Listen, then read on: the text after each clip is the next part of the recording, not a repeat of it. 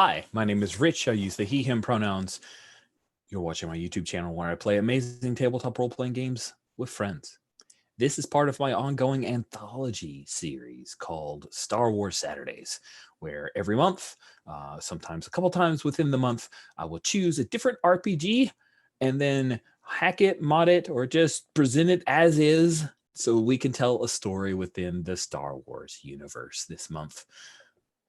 We are on the second session of Bounty of the Week. It's my loving hack that I kind of hacked, and then David spiffied up and bolted on some cool new stuff for Monster of the Week as bounty hunters, inspired heavily by the Mandalorian series, which is on Disney Plus and amazing. So far, we did character creation last week, and everyone got on their ship, the Wraith, heading off to hunt down a couple of Rhodians who had stolen some droids. And then they were interrupted by a Twi'lek ship called the Desert Flower. And we had stopped as the Desert Flower after shooting upon the Wraith a few times, demanding that the former Imperial captain of this ship be turned over, Imperial Captain Voss. And you guys had said, we got it. Here, we'll hand him over. The two ships had kind of docked together with a ventriloquial area connecting the two airlocks, and they were waiting for you guys to open up with guns trained on you because, right, people have just taken off, pulled the Steven Seagal, as it were. So they're not just completely at your mercy here. Just so we're clear, they're not that dumb. I've dropped those Twi'leks into the NPCs tab in case you want to take a look at them. I think that Kel, you've served with at least one of these folks. Maybe they'll recognize you, maybe they won't. We'll see. We have a few safety tools that I want to quickly go over before we introduce our characters. We have lines against sexual assault, sexual violence, harm to children, homophobia. We have veils, which means that will quickly fade to black if this content is introduced. Sexual content, suicide, that's consensual sexual content, suicide, harm to animals, and torture. So we veil all of those things. We also, on top of that, have the X card. If anyone feels uncomfortable with a particular subject matter, or it's harming your fun, or you just didn't want to deal with X or Y thing, but you didn't think of it as a line of veil, feel free to X card it. You can say X card, you can make an X, and you can even use the chat. And I will pause the game, check in with you, and you don't have to defend yourself, I promise. All you have to do is just make sure that I know what it is that's being X-carded. We excise it from our play, doesn't come back, and it will only make our game better because your safety and your fun is way more important than any canon or fiction we've established. With all of that, let's go around the horn. Just as a reminder for folks who may have seen this last week and are like, where's Josh? I love that droid. Unfortunately, Josh's house, it was in an area affected by the tropical storm that came through this past week. Josh's house was without power. So that makes joining a game that takes power and internet connection problematic. So Josh is unable to join us, and hopefully we'll be back next week. Let's start with Greg. Greg, if you could introduce yourself, tell us about your character, please. Sure, I'm Greg Gelder, he, him pronouns. I am playing Zop Books, who also has he, him pronouns. Zop is a Rhodian who has been featured in a previous Star Wars Saturdays game.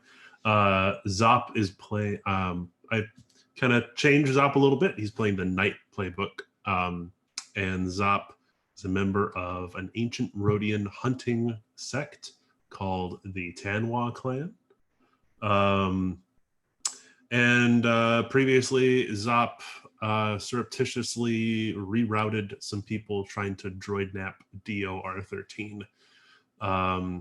And then I don't think Zop really wasn't involved that much in the space combat that led up to this point. So yeah. It's true. Although I mean, Did you change Zop, or did you reveal unto us Yes, a heretofore new truth about unknown Zop. Yes. yes, new truth. That's what I like. All right, awesome. Thank you so much, Greg. Will, you also are returning. Please introduce yourself. Tell us about your character.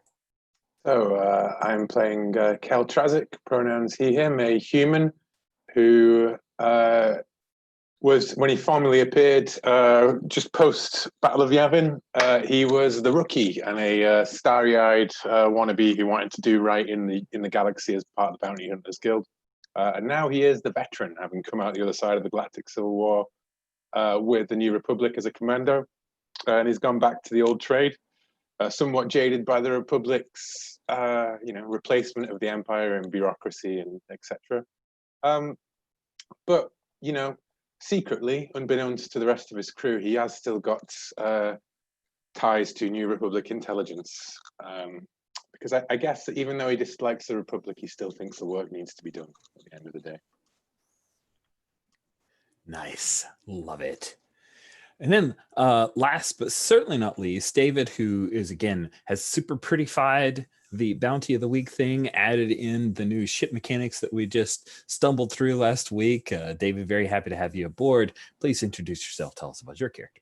Yeah, I'm David MK, he, him, playing Alder Quake, also he, him. And Alder Quake comes from a colony or a group of clones that was basically released from Carbonite not too long ago.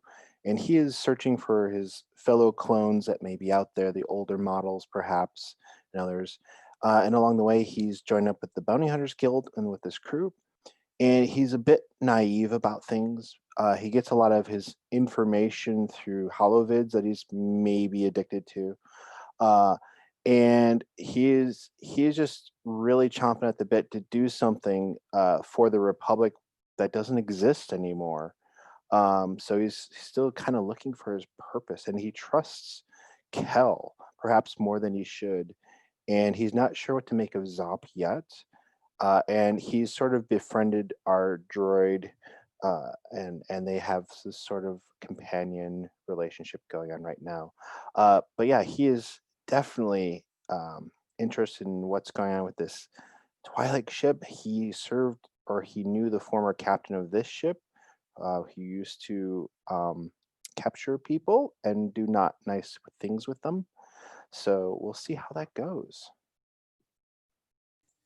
And as a reminder, you're all part of a guild, which we haven't named. We just call the guild. We may whip out a name at some point. The two resources you have access to is that your guild is the recognized authority in the Minos cluster, which is where you are, and that you have the use of plentiful safe houses.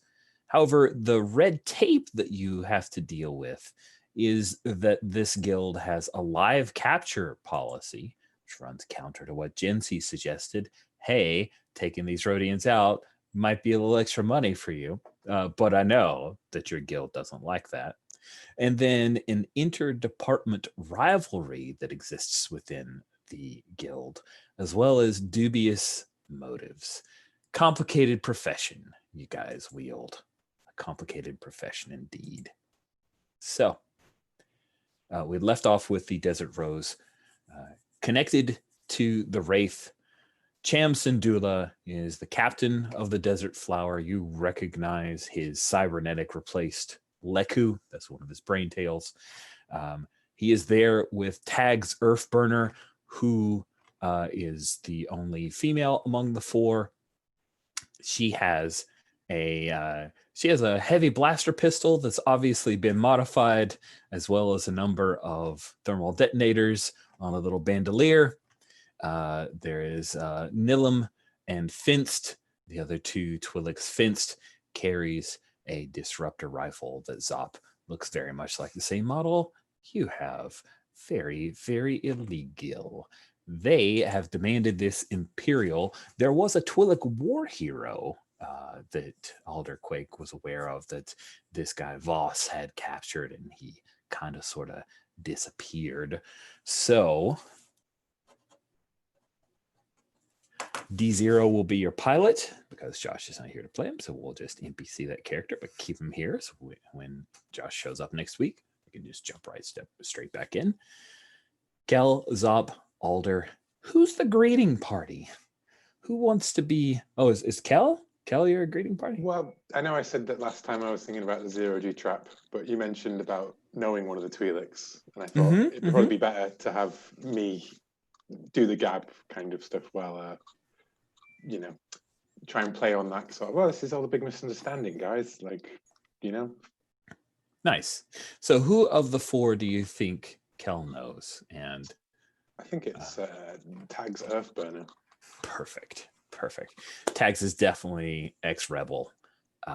Dropped out when the red tape started with the New Republic, and just the funds weren't coming quick enough to Ryloth, her home planet. So she left in frustration. How does she know you? Right? Is it through your agency, or did you guys just happen to end up same place, same time? What do you think? I think she was part of a commando squad when we were hitting Rylothian slavers back in the war. Yeah. So yeah, Tags. Tags is she's a tough little Twi'lek. And I think the two of you've seen her earn her stripes, and she's probably learned to respect you as well. So that's going to be a bit of a surprise when she sees you on the Wraith. Which, if I remember correctly, you have some history with the Wraith as well, right? That at some point... It's the same type of ship. So we would have, and I did say that I flew on one of these with the Twi'lek resistance in the extreme storms of Ryloth, because Ryloth's got that whole half the planet's cold, isn't it, and half the planet's hot, and everyone lives in the boundary kind of thing. Perfect. So Kel's part of the greeting party. What about Zop? Where are you going to be? I think Zop so you must have been sneaking around. Yeah, I think Zop is probably busying himself a little bit with repairs. They did hit some of our systems, and if we're going to make a quick scoot out of here, if things go south, we're going to need everything operational again. Okay, cool. So if you wanted to do that, then just double checking my moves for fixing a place. I think what we're going to have you do is, does not appear we have a fix the ship move, so we'll just go with something from the basic moves here. Is that use tech? Yeah, it would be use tech. Absolutely. Okay.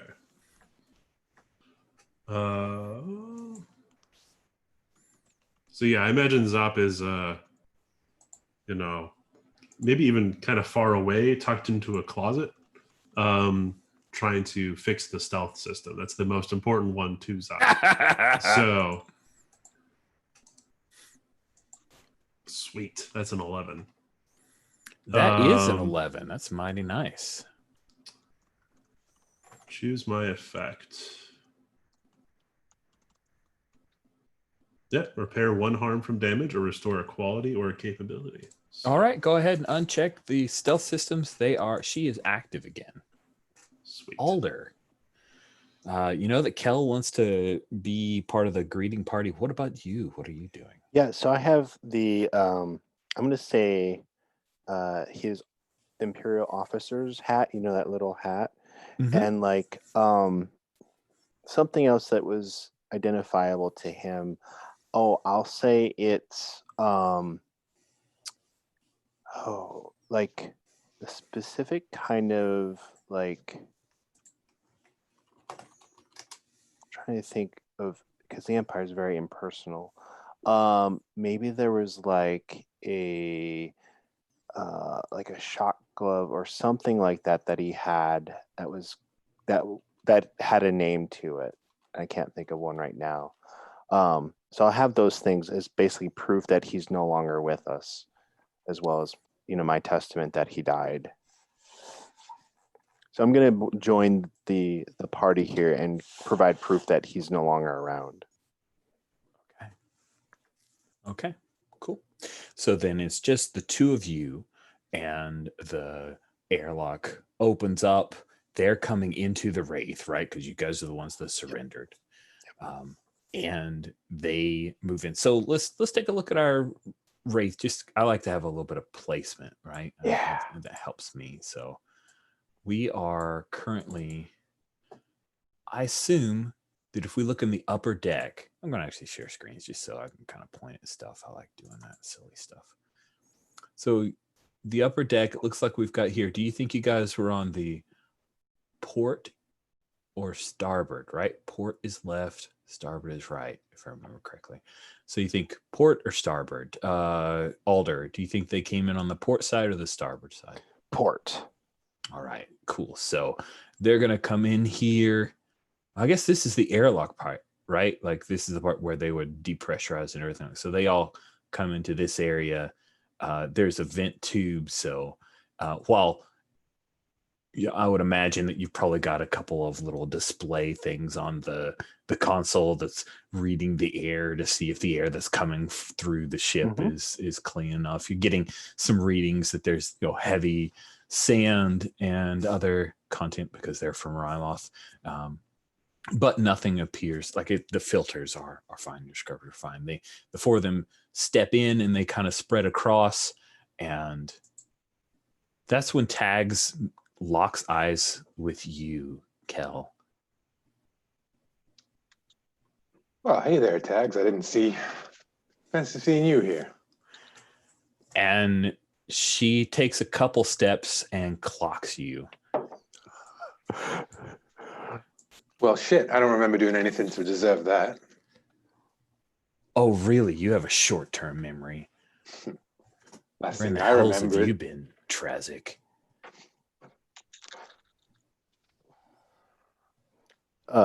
Alder's, hang on here. Did your audio cut out, Will? No, I'm just like. Oh, okay. Kelly's just like, well, I've been, well, here. Here. Hi. Last time I saw you, you were fighting for our independence, and now you're on this piece of poodoo? And last time I saw you, you were doing the same, and you're on that piece of poodoo. Or in fact, you're even on this piece of poodoo, now that I think about it. What brings you here? And why are you so pissed off? She looks around. You're in with the imps again. Well, she would say again, you're in with the imps. This Voss guy, he killed Numa. Yeah, and he's dead. She eases back, looks around. Her captain says, you're saying that Voss is dead? Yeah, I mean, I wasn't there for it. Alder here was. Turns and looks to you. And that's when they recognize that you're, like, he recognizes you are a clone. So I take off my helmet. Yeah, that's where we see it. There we go. And this is young, fresh, officer. He's got red hair, ponytail, no scars or anything. And he gives like a polite salute to our guests here, and he provides in like a military fashion, like folded up, the hat and the gloves, like, here, I'm not going to try the accent. I know I can't do it like you, Rich, but he says, I can't either do it that he says, here's what remains of Captain Voss. Nice. I definitely think you've got some leverage here to try to manipulate them to believe in you. So, because you're such a charming fellow, it's your -1. Does anyone want to help him out, like Kel? It seems like you've already helped out a little bit there.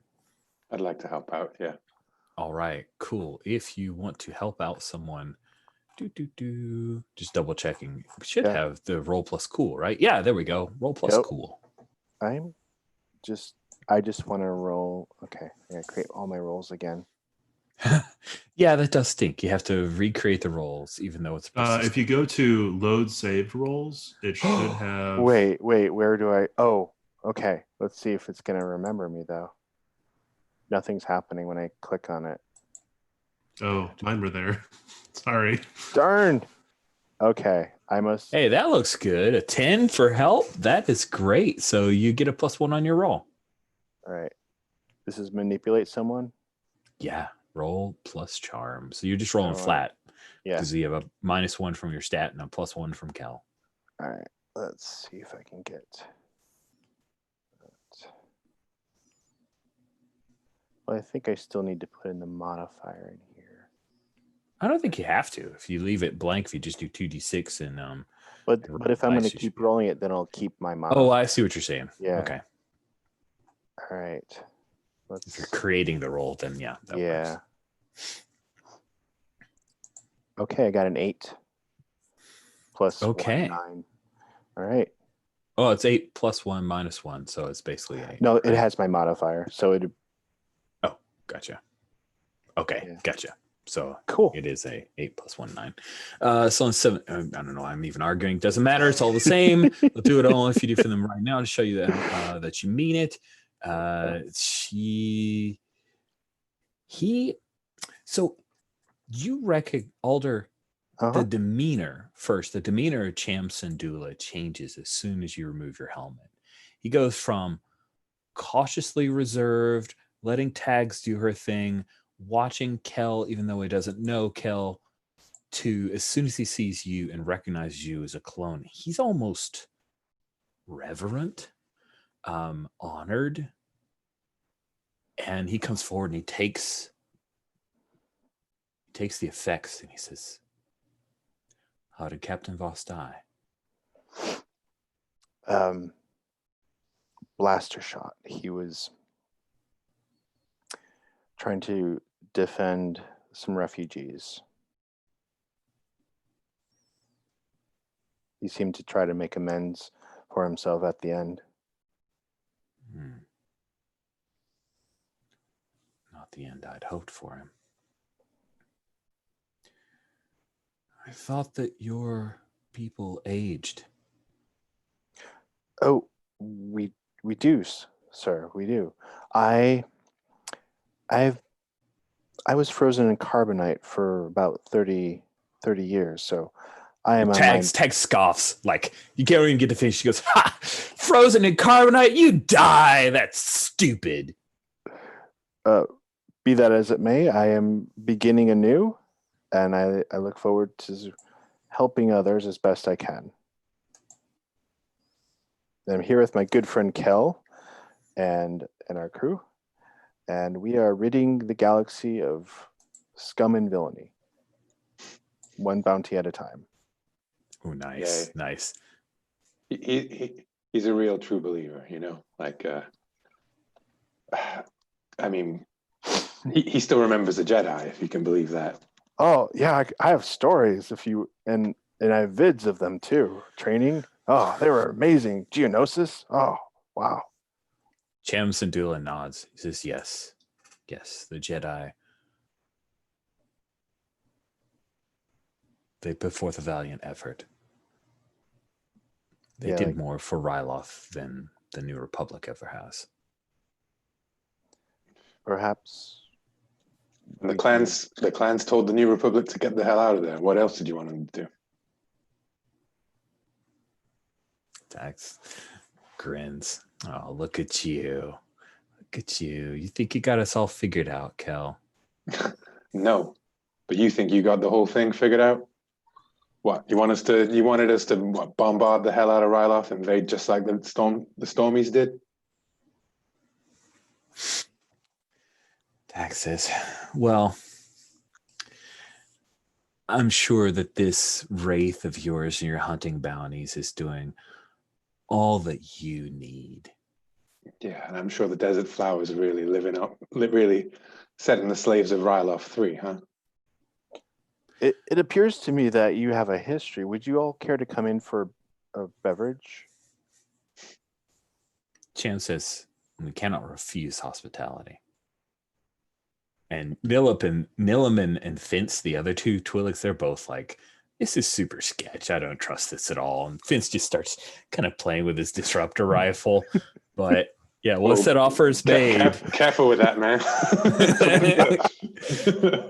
So, Kel, when you look at Vince, is Vince somebody who's got a disruptor rifle and doesn't exactly know what he's doing with it, or is he a really dangerous individual? I think he's a really dangerous individual because he doesn't know how to use it. It's a little of both. Sweet. So I think we do like a quick star wipe, and if you take a look, I think the Wraith has like a galley, right? A place for you guys to eat. So I imagine that would be Vitral bean, cargo. Wow, this thing can carry a lot of cargo. It sure. I think it's can. up front. Yeah, I think it is too. Like the ladder to up deck, and then there's like a med bay, and then probably off to the right. There's a dark table there. So yeah, cool. So we kind of jump forward to all that. There's a little bit of, I mean, you guys don't make an iconic crest have Alderani ale, so you probably just have some like, Corellian brandy. Or whatever. Yeah, that's the cheap stuff. Good stuff. Good. And we cut. Now, Zop, do you ever show up, or have you just kind of stayed on the periphery this whole time? Alder would have invited everyone on the crew to show up to this. Sure. Of course. Even though it's going to be really crowded in that small little room.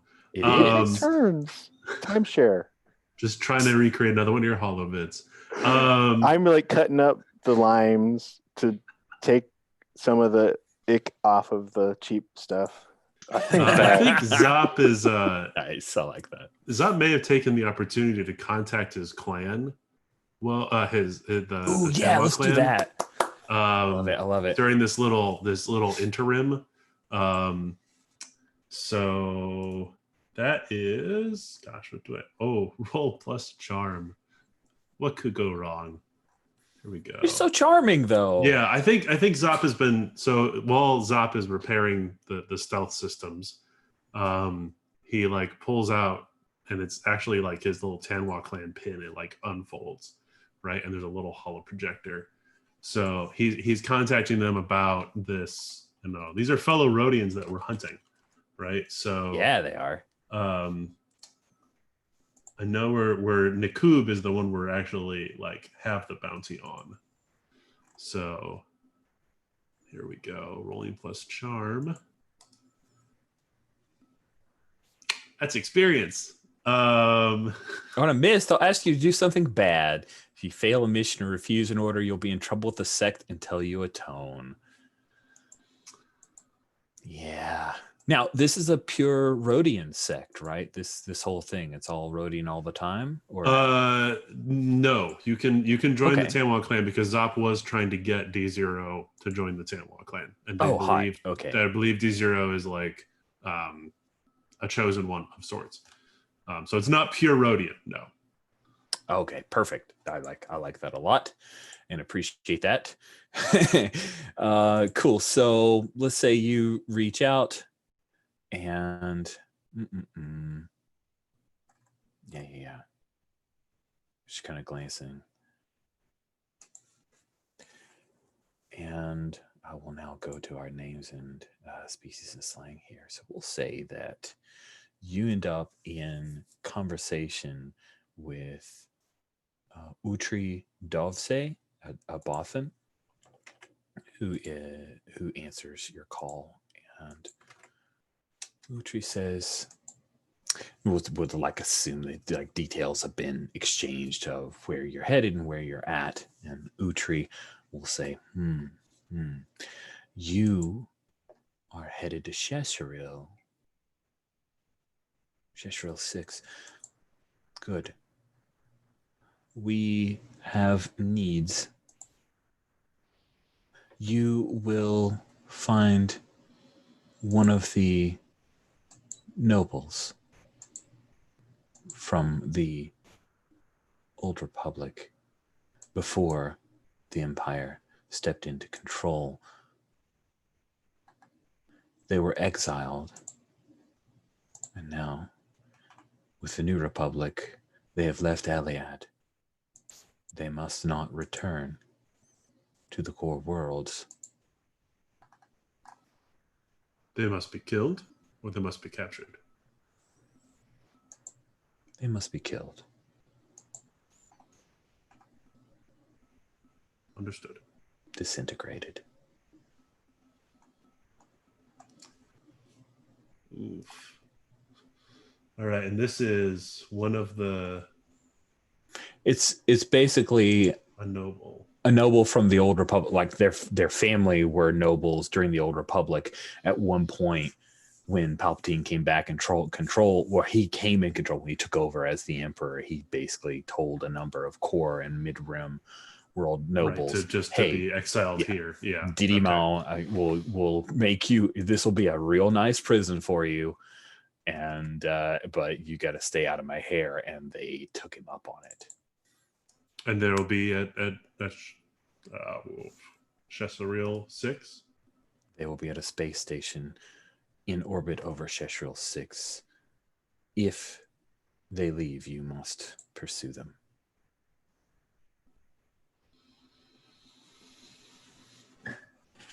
I will do what I can. Then I close them. You will do what you're told. It's what they start to say, and then you click it off. The name of the individual is Lord Core Falcon. And I'll drop that into chat. Now I do want to kill him because last name is Falcon.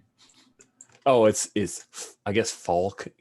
I don't know how to say it, dude. It's Falken. It's not a falcon, but yeah, he is from Falken.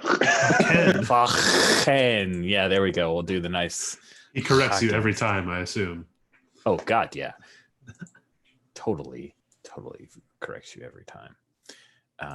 Yep. So that is your. You want me to find a picture for Lord Falcon? I actually have a picture. I'm just. Oh, okay. Unless you've got a. No, nothing in my sleeve. Okay. No.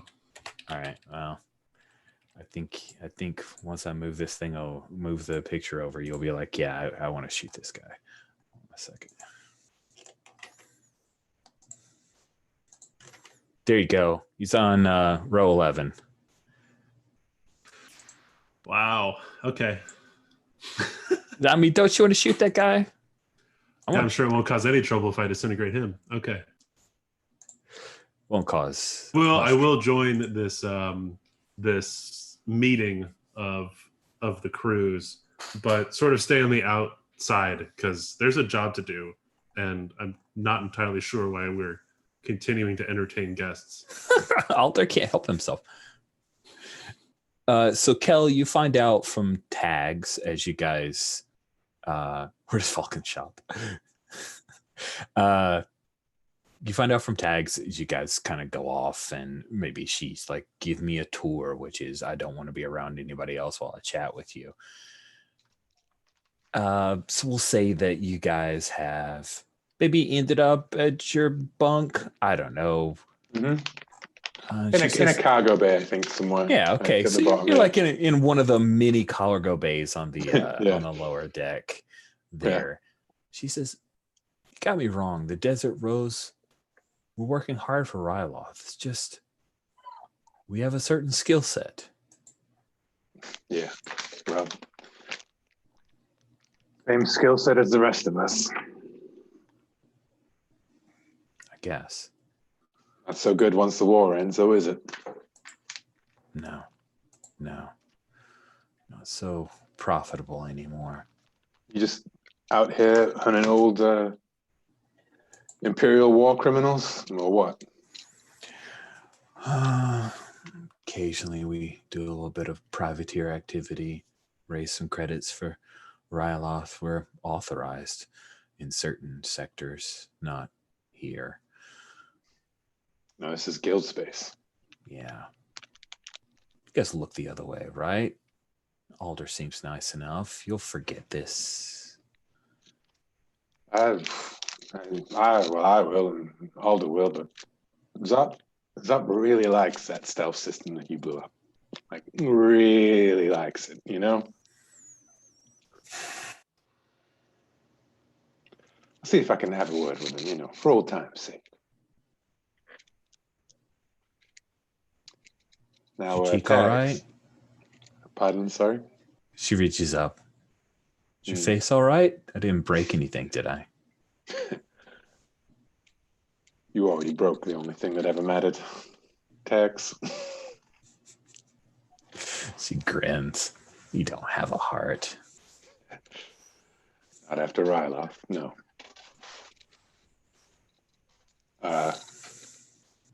I think we'll hint at some sort of tags going too far and the horrors of war kind of stuff, you know? Yeah. Ill-defined, because it's Star Wars. Yep. Yeah. And yeah, I think, why don't we wipe out on a, holding that hand kind of thing. Yeah. Like the hand against the chest kind of thing. Yeah. And she just reaches up to touch her cheek. Yeah, we fade away from that. And I think we cut to fenced Urte, who has had one too many Corellian brandies. And he says, from what I hear from Cham, you clones are perfect warriors. He scoffs. Well, I wouldn't call us perfect. There's always room for improvement. Yeah. He licks his lips and he kind of looks around at Nilam and Cham, says, maybe I should show you a little something now. Sure. I get in practice, all right. Oh, sweet. Like he's in it. He's going to throw a punch. Well, first I'll move any furniture things out of the way, clear the space. But yeah, sure. Totally yeah, let's do this. Like you're still moving a chair when he comes up and he clocks you in the back of the head. Yeah.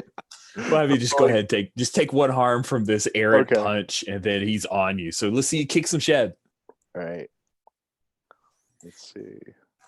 Go here. While David is queuing up the roll, let me ask you, friends. So, per the canon of Mandalorian, the word ass is now a word in Star Wars. There was the episode with what's his name, the comedian who had the third gun. He actually said the word ass. I know, and it was Mandalorian word is Shebs, but they decided ass was the right word.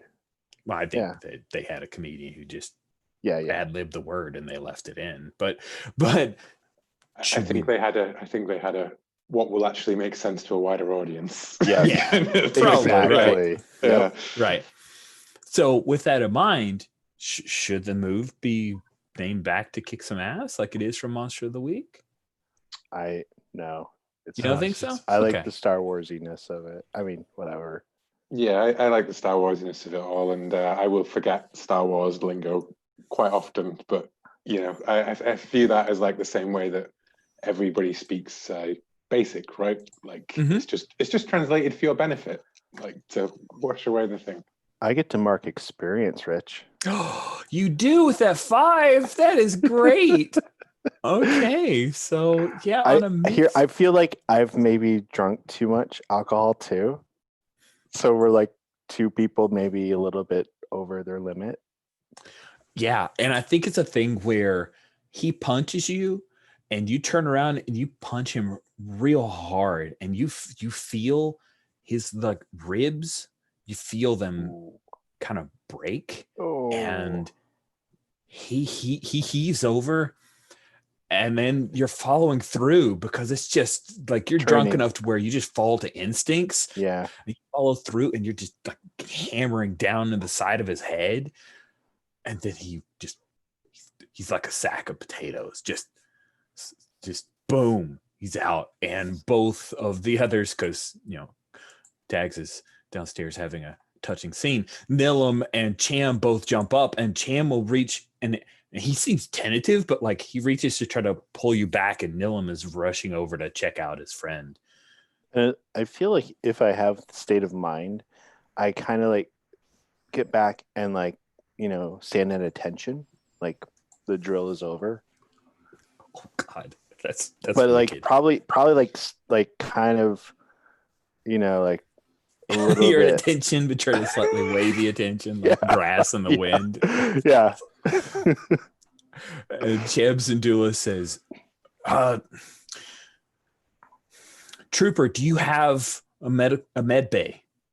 Yes, and I'll go get it. Oh, Cool. Sorry, I thought you said med pack. But yeah, we can take him. I don't know that we do have. Yeah, I don't know if you have do you have a med bay? I don't think I purchased one in my haven. Okay, so the answer is no. You have So a I'm med gonna pack. I'm gonna go get a med pack. I'm gonna run as best I can to retrieve a med pack.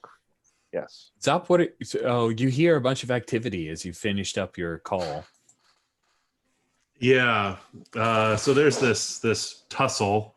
I maybe move past a viewport in a door where we see Tags and Kel in a room, and I climb up to this fight and just see Alder running past towards the med kit. I'm gonna go the other direction to find the Twi'leks.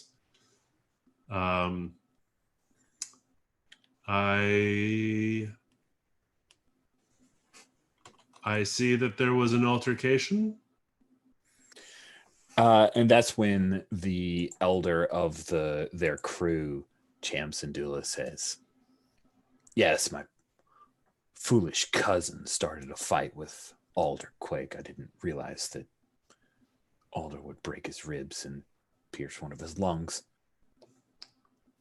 That is unfortunate. It is not wise to pick a fight with a clone trooper. I'll remind Does your him cousin of not that. know this? He's learned it the hard way. Yeah. We will do what we can. Do you have medical facilities on your ship? No. Kel is a medic, just for the record. Nice. You know Kel is a medic, Zop. Okay. Perfect. Oh, okay. I'll just slam the ship comms then. Kel, one of your friends is injured. I think the comm is silent for a second. It crackles, and you just hear a giggle. And he's like, "Coming." Nice. His bedside manner needs something to be improved upon. Oh no, that wasn't Kel's giggle. Zappa's going to start collecting all of the Corellian ale and moving it away from everyone else. And Nice. then maybe it was as we pass each other in the hallway, Zap, because Zap is going to be like, I think it is time for your friends to leave and let's continue the hunt. Sure thing. When he grabs two of the ales off you and chucks one down the corridor at the Tags, who is coming out like buttering up a top. Yeah. Nice. Cool. Let's see. I want Kel to medic up somebody. This is cool, right? You know, the guy's bleeding internally. He's not doing well. That rib has pierced not only a lung, but maybe an artery. Things are not good here. What do you want to do? Does a med pack help with a role like that, or is that a separate thing? Well, his medic has 3 charges, right? Yeah. So I think a med pack is one of those charges. And I think if we had somebody who didn't have the medic move, we need to whip up some kind of I would maybe view med packs as healing 1 HP, because I can heal I can heal 3 harm or stabilize. Nice. So yeah, my so medic is expanded kind of stuff. And you really don't need to worry about that until 4 to 7 harm for PCs and unstable stuff. 0 to 3 is going to heal on its own. I roll a 10 anyways. Nice. On 10 plus patient. Stabilize and heals 3 harm. Fantastic. And then I'll use up one of your med kit. So if you guys are cool with it, we'll kind of quickly, they're moving the foolish Twi'lek back to their ship. Nilum and Cham are carrying Fence. Cham says that I am very honored to have seen you and met you, Alder Quake. I'll remind Fence of the lesson that you shared with him today. I feel like Alder, if they would permit him, he would help assist them with their crew member back to the ship and make sure he was okay, because Alder feels, responsible. Yeah, Cham's not going to let that happen. Maybe there's something on their ship they're not really wanting you to see, but you're drunk, and he very politely refuses that offer. Is it Tags will pause by the airlock. Zop, you notice that her like bustier is like slightly askew, and she will kind of move into Kel and kiss you, but then like bite your lower lip a little bit and laugh. Kel smiles, but it's like a painful one, you know? So is it Finst that's unconscious? Yeah, Finst is KO'd. Is it possible to retcon Zop trying to steal Finst's idents while he's I mean, we're not retconning it. You're trying it right now. Yeah, because Zop has an idea for this whole noble thing. Rolling plus cool, which is flat, of course. So this, hopefully, if anything, I'll get some. Yeah, I didn't get any XP, but I succeed. But it's complicated. Oh, really? Oh no, the MC is going to give you a worse outcome, hard choice, or a price to pay. Oh, that sounds fun. That does sound fun. I want his idents. Yeah. So you can grab. Yeah, so you're successful in doing it without them seeing. You get to choose who witnesses the theft, though. Is it Kel or is it Alder? Ooh. I think it makes more sense that Kel sees it because of the whole like medical thing, right? Totally. Yeah. While I'm taping a rib, you just like reach in and pull out his items and the thing. Got the Good sticky choice. suction fingers. Yeah. Very good choice. Alder would have called you out on it. Sweet. Kel looks for a second and just shrugs. Oh yeah, but later you may be like, "Hey, wait." Airlock door closes. Soon as shunk, the vent is pulled back to the desert flower, and the gull wing tramp freighter that was retrofitted with a bunch of weapons slowly takes off, and you guys can continue on your way. So, if I remember correctly, all of this fun happened somewhere between Karadef and Gesseril. So, is there anything you guys wanted to do before jumping back into hyperspace and taking the lane up to Shesharal, the gas giant? No, just clean up, put everything back in its position, and I think Alder gives Kel a curious look, because I don't think Kel's ever mentioned this relationship before. So, but he doesn't inquire. He just lets it go and goes back to his duties. Cal just, I think as you get the look, Cal just like smiles and goes, "Oh, war buddies, you know." Right. I guess you don't. They were all you. They were all you, basically, weren't they? Then the Jedi. Yeah. he thinks about that. Some of the Jedi were hot, but they were all, space monks. So Space monks. Very chaste. Kids come out of hyperspace, and we quickly see the Wraith like sliding into this. Sheshrael. I love this description of Sheshrael in the Minos cluster information. Sheshrael, the gas giant. Nobody lives on a gas giant. It's a gas giant. Sheshrael 5 is the moon that has a government that technically rules Sheshrael 5 and 6. The government actually employs the police, so it's kind of like Lone Star from Shadowrun. Sorry if you guys don't know Shadowrun, but basically imagine a privatized security force. Let's see, there's actually, that moon has a nice spaceport, but everything on Sheshrael 5 and then in Sheshrael 6 is a moon-wide garbage dump. So no one lives on the surface there because it's nearly unbearable because of the smell. And there are weird bacterias in the underground waste sinks. Yeah, it's like the Junkacons. But there are a number of space stations that float in geosynchronous orbit over Cheshire 6.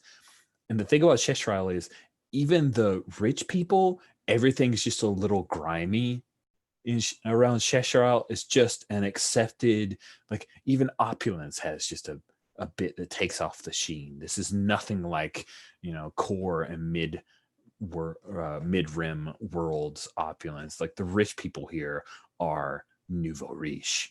They're, trailer fabulous, which that amuses me to no end. The idea of like, oh, this isn't your regular Star Wars nobles who are all in white. No, even their white is grimy. They're very New Hope style versus prequel. So you guys come out of hyperspace, and sure enough, your fob is clinking because one of your two targets is on a space station in orbit over the trash planet Cheshire 6. So what's your plan? You guys are recognized bounty authority. You can kind of identify yourself as such if you are so bold. I think Alder would be curious if Zop has any insights into this particular hunt, given I think he sort of registered some sort of knowledge or prior experience with at least one of the Rhodians. Yes. Nakand wants to be part of the Tamwa clan, but he's not honorable enough in Zop's eyes, or at least the clan's eyes. So like I think Zop is gonna advocate for a cautious approach. Zop is more a fan of declaring himself a bounty hunter after all the authorities arrive and have the guns pointed at him. That's usually a more convenient time than just announcing yourself right off the top of the bat. Very, very big into the forgiveness, not permission. Exactly. So, Zop may be up front with D0 in the pilot seat and like scramble or try to scramble our transponder to make us look like just a standard freighter. So I guess Alder would inquire, are we planning any kind of deception to provide bait or leverage to bring out the query? Or are we just going in commando style hunting? I mean, what do these guys even want? We don't know. So it's really a shame Josh isn't here. They want droids. Does Zop say it? They want. yeah. That's all we know is that they have droids that need to be returned. We could pose as droid mechanics. Right. Droid sellers, droid mechanics. I'm 100% up for using D0 as bait. Well, we don't have to use D0 on site, right? We have enough spare parts that we can. Now, just hear me out. There were some of the Jedi were more into this sort of deceptive planning than others, but I could volunteer myself to be inside of a droid shell, as it were, and then we could spring our attack. Are you still drunk? No. Yeah, I think that's what Kel asked. Yeah.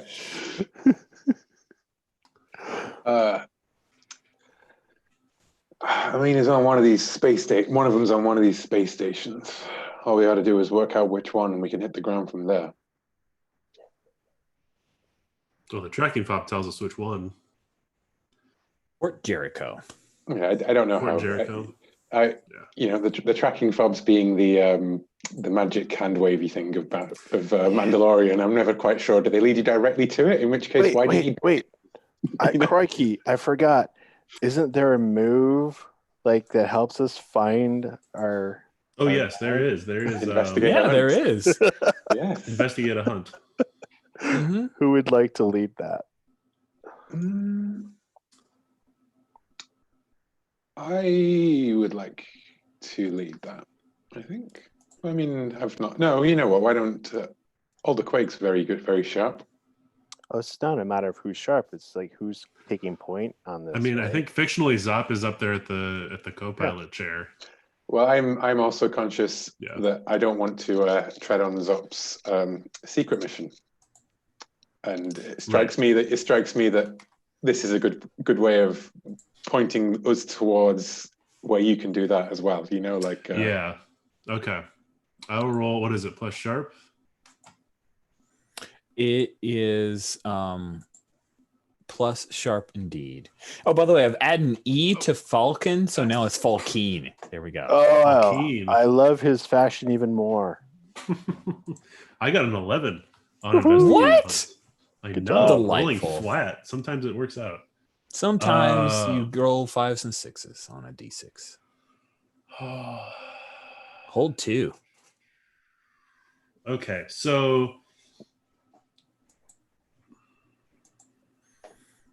what can make it vulnerable? How can we and this is still for the Rhodian. They're both That's right. yeah. Well, Okay. for I see what you're saying. Yeah. not my side hunting Yeah. thing. You're doing your work. You're doing your work. Yes, not I'm your doing side my work. right. Not my side work. I can pull off and do that on my own. So yeah, what can make them vulnerable? You guys this confirms your suspicions. You see that there's kind of a board, like a BBS, a communications board, and the Cube is on this space station. He's got the droids. He's trying to sell them. He's thinking he can move it. So what makes you vulnerable is that he's willing to meet with strangers over these droids. I mean, right? A BBS form for a garbage planet seems about, right? Oh, by the way, I dropped in a pic of Port Jericho. I love that it looks kind of crappy to me, and this makes me happy. It's in the NPCs and stuff tab on column R underneath the Unta Gunta. Hopefully you guys will like that. Love it. You get such good pictures, Yep. Rich. Thank you. Yeah. Thank you. I'm also going to ask, what is being concealed here? Ooh, what is reaching being out with concealed? sensors? Nice. So you actually see that the Unta Gunta, the Rhodian scavenger ship, is up here and docked, and that ship is heavily armed and also has. You can actually look at the pic of it. It's a scav ship. It's not only made to shoot stuff up, but it's got like pincer claws and searing lasers that are made to literally cut apart ships. That's what's being concealed, is that Nakub ain't here by himself. Okay. Yeah, I guess we'll dock and pose as potential droid buyers. Nice. None of So you us are reach out. particularly good at pretending at anything, but I feel like the Unta Gunta outclasses the Wraith in terms of combat abilities. We've only got that poxy little Gunta really at the end of the day. yeah, I think we need to try and keep the combat on board the space station if that comes down to it. Or sabotage it. I was thinking sabotaging the Unta Gunta as well. Do you want to break off? You could do Are a you little- guys little side separating the mission. party? This seems wise to me as a keeper. I am into it. As a director, of course. Yeah, I think that's a great idea for one of us to go off and sabotage it. I'm not sure who would be the best person to do so, though. I could always use the experience. By Yeah. experience, he means he plans on failing a lot. Yeah. I'm only 2 away. I'd say Kel would want to go with the ambush, basically, like the honeypot, just because of I feel like it would be, heavy backup kind of thing. And you guys are definitely, I think, look sneakier and more saboteur-y kind of thing. Well, So also, there's the problem that I know one of them. They will recognize me. Oh, well, then you're the perfect candidate. Okay, I'm gonna go sneak off and sabotage the ship, y'all. I wanted to do that too. So wait, who's posing as the droid purchaser? I'll pose it. I'm happy to. Well, I was just thinking if someone wants to pose as a droid purchaser, whatever happens, I think Kel would go there because I am, soldier boy basically. So I will go there. I tell you what. Who out of Zop and Alder really wants to go on this mission? Again, you're covering your mic or something. Oh, sorry. Yeah. I forget. I'm not wearing a headset. It broke the other day. It's Sorry. fine. It's okay. Who wants out of David and Greg? Who wants to go to the to sabotage? I can do it. It doesn't really matter. They both seem like fun. Seems Okay. like sneaking off to blow something up seems like a convenient excuse for Zop to actually go do his other thing. Perfect. Sure. Well, Alder, do you want to be the droid buyer, or should we both be the droid buyer partners? So you don't want me to dress up as a droid? I'm like, I mean, it's an interesting idea, but I don't think it'll really hold up too much, All right, fine. Do you want me to be your bodyguard? He looks, yeah, clone body, yeah, I like that, yeah. Okay. Helmet on or off? I feel like with on, there's more mystery. Yeah, helmet on. All right. I mean, Zop looks so cool when he puts his helmet on, so. All right, let's do this. So Zop has finagled his way into being the saboteur, while Kel and Alder are going to meet with your potential salesperson, but also the guy that you want to take down, Nakub Reven. That sounds really fun. Great job, everybody. Perfect. Sweet. So let's pick up with you guys. You come on to Port Jericho. The first thing that you recognize is that Port Jericho has their air scrubbers are working at about 30% capacity. And so the administrators of Port Jericho have decided to go old school. So there are a number of plants and like little greenhouses that are set up to soak up whatever radiant solar rays come in.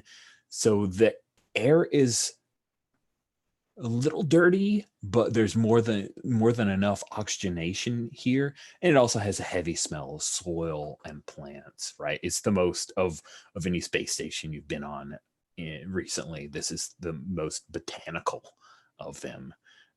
So there's like at some point you're like walking through and you walk over vines because just some of the stuff is overgrown. There are a lot of people here who work on selling reconditioned stuff that they've gotten from the dump below, and then it's come up here and they recondition. So you see there's a number of Ugnaughts. There's like a whole Ugnaught kind of family unit clan that works through here. And a number of Rhodians, because hey, Rhodians like opportunity. Not a whole lot of humans in Cheshire Isle, at least on this space station. So Kel and Alder, the two of you get to come back from Nakoon. More than happy to meet with you. Recommend the cantina on deck 3. Well, all right. I hope it doesn't serve Rhodian food. Zop, what is Rhodian food like?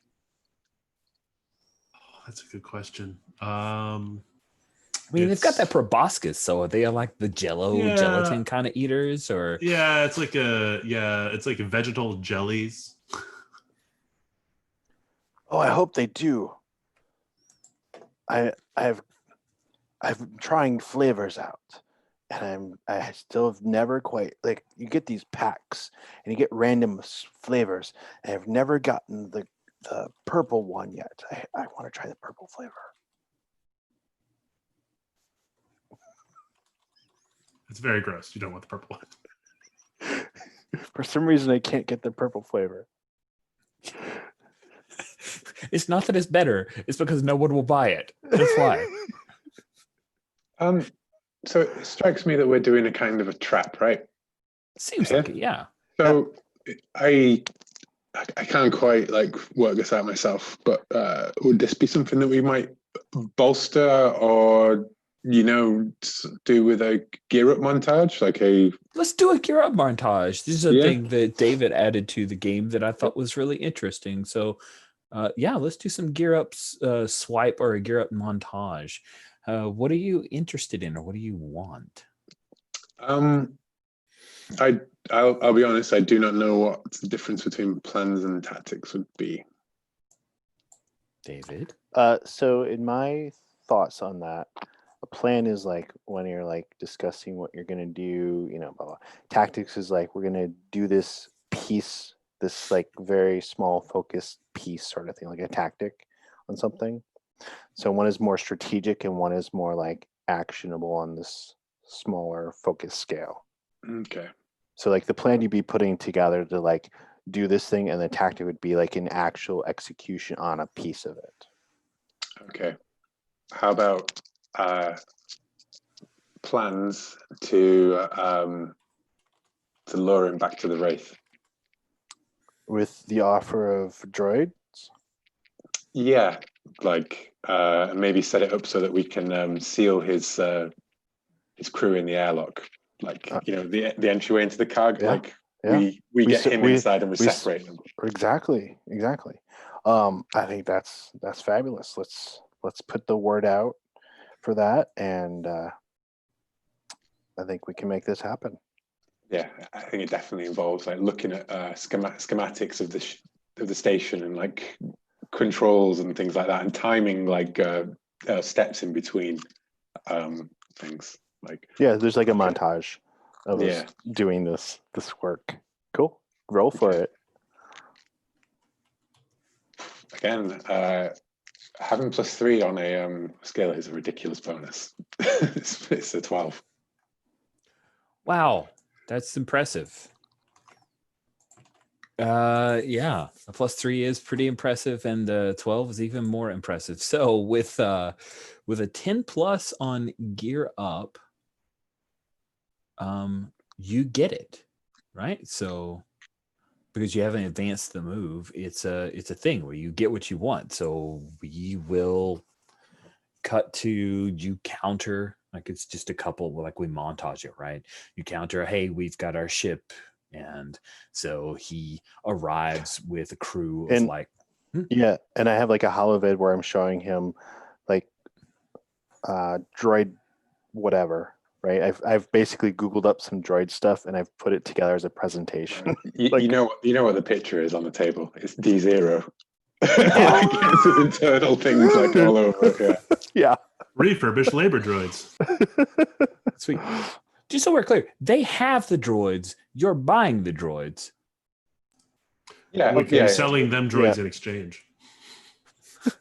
No, they want droids, but I think it's I think what we're showing is that like these are our plans. We're discussing with them that we need to refit these droids to be like and this is what we're so interested. We're establishing our bona fides as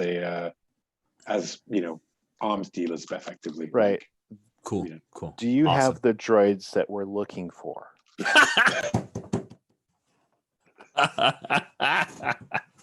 perfect.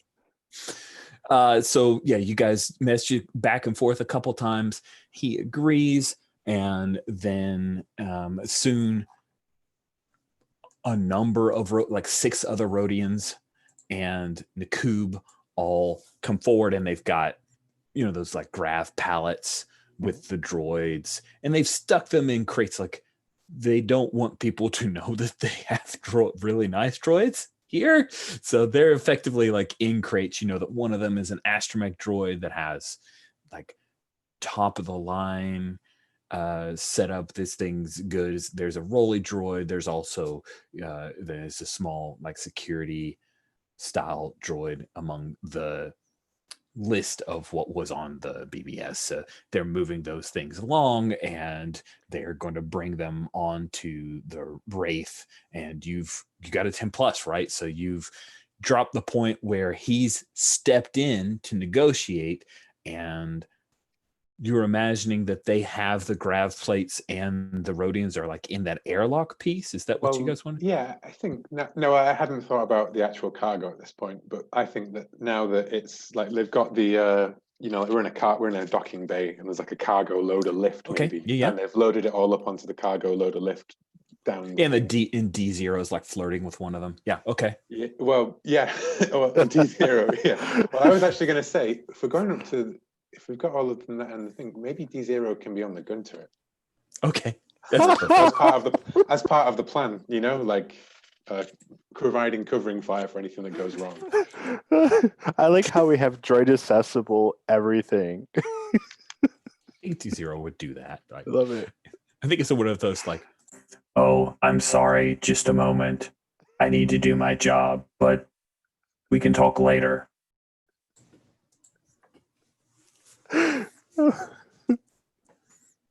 Sweet. So yeah, then just so I'm clear, you're imagining they've brought the stuff into the airlock. There are a number of relatively well-armed Rhodians who are around the droids, and then you close them into that entry point. They're airlocked in.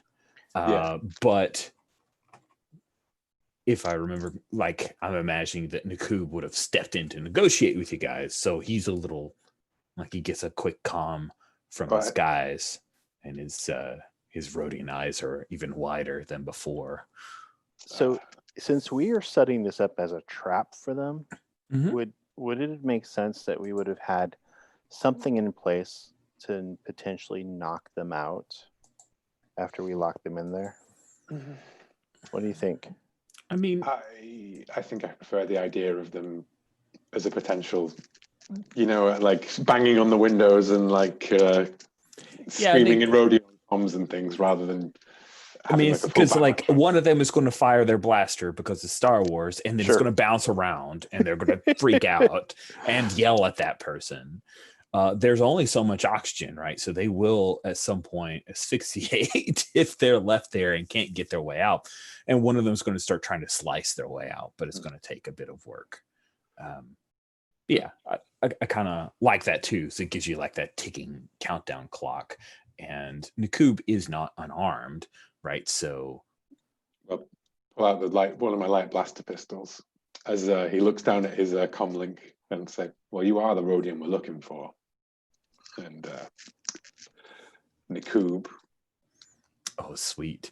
And his hand is near the blaster. He hasn't made that decision. Like, is he going to draw on you, even though you've got the drop on him or not? We cut away from you guys to Zop.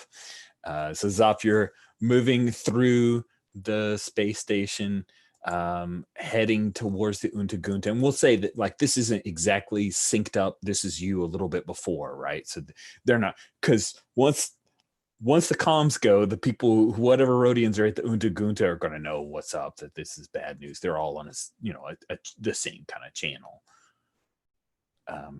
But this is a little bit before. So you're moving through, stepping over some roots and stuff, and some weird tree that's grown out. And there's a bunch of kudzu along one area that blocks off one of the viewports. So what's your plan, Zop? So I think, we see Zop walking towards the Untagunta, and then he just keeps walking. And I'm aiming to investigate a hunt now, a second time, to try and track down my actual target. Lord Kor Valkeen. Yeah. So I think maybe I'm looking at one of the wayfinding kind of data pad places.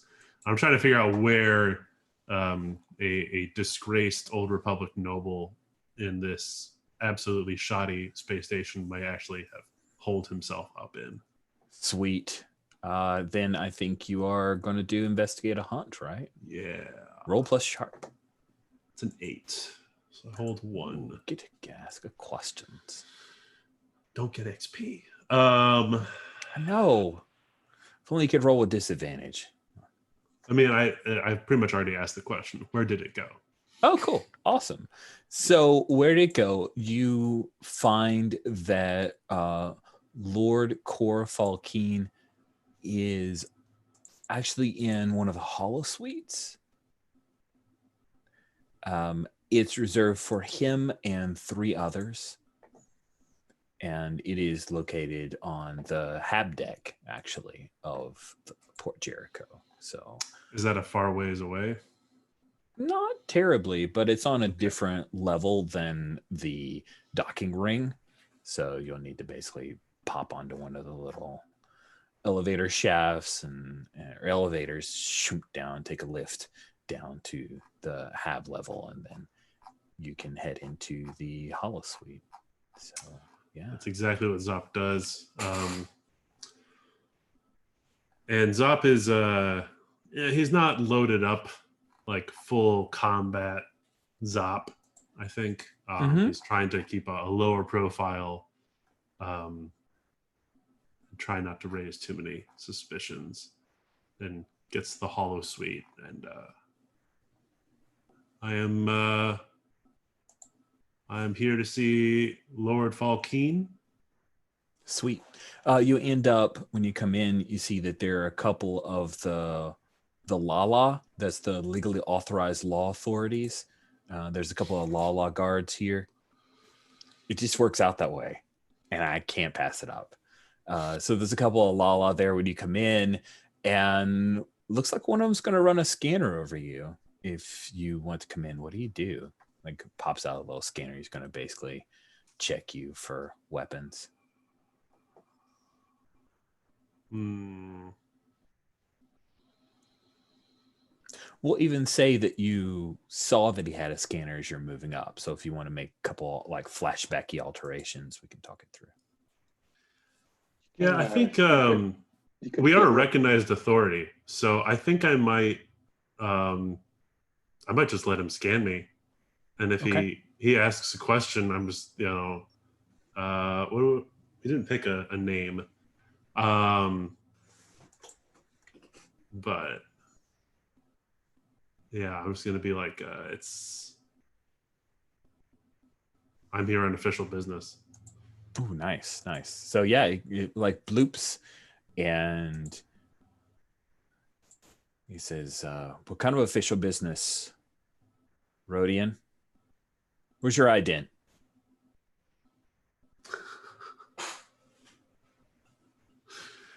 Yeah, no, definitely. I'm gonna pull out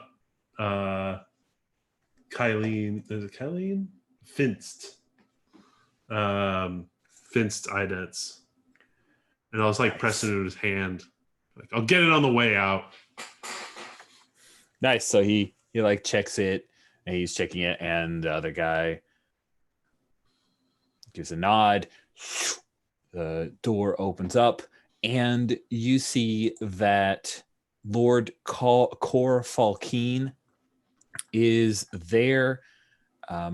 He is like, he has this, looks like a racket, but then you can see that there's like a glowing net on the racket, and there are 3 others, and they're playing some kind of like badminton or something.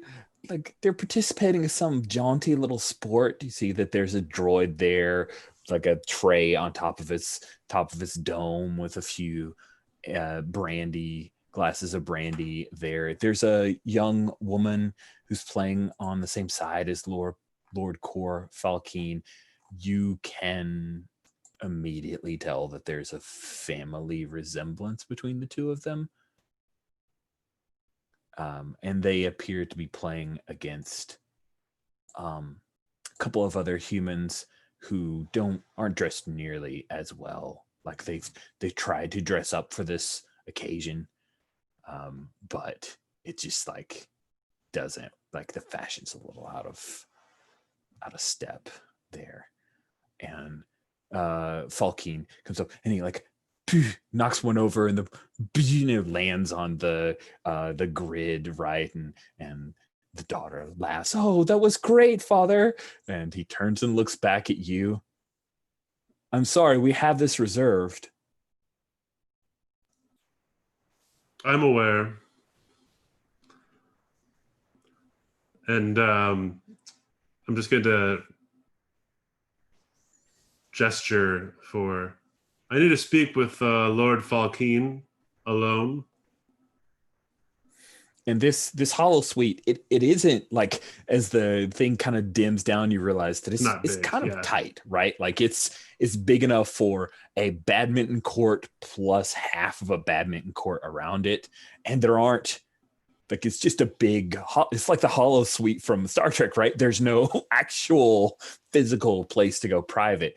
So I'm going to have you give me a manipulate, because like his only answer is, his answers options are screw you, or I will step out into the hallway. Okay. I'm rolling plus charm, which is it's flat. It's not bad. You're charmish. Yeah, that's a 3. That's an XP for me. Yeah, and he says, I'm sorry, friend. You'll have to wait your turn. I'm Move sorry, along. friend. And I whip out my vibro sword. Oh, God, yes. Sweet. So you whip out your vibro sword. He's got a racket. This is not going to go well for him. He's going to basically... He's terrible. He grabs his daughter and like steps behind her. And yeah, it looks like he's going to let his daughter take whatever sword happening is coming forward. What do you do about that?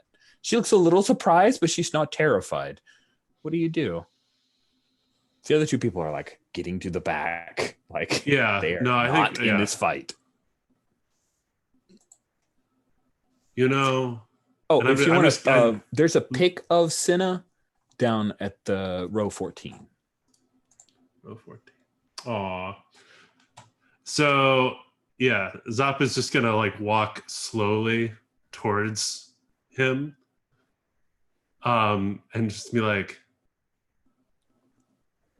you can die with honor. You don't have to cower like a child. Security! Security! He's like reaching for a comm. We need help! And then I'll slide like another vibro sword towards him. Oh, snap! So you slide the other vibro sword towards him, and it's like skidding across the... I don't imagine this is like a slate gray with these like weird Tron grid bits, right? Because they've kind of dropped most of the hollow. And so it skids along there towards him, and the daughter like steps on it to stop it, and then she flips her toe underneath and like flips it up in the air and catches it, and then the vibro sword hums to life. And that's when we'll take our mid-game break. We're at 31 past, so like 9 minutes. Nice, healthy, long break. If you guys come back sooner, fine. If not, no big deal. We'll see you at 20 till.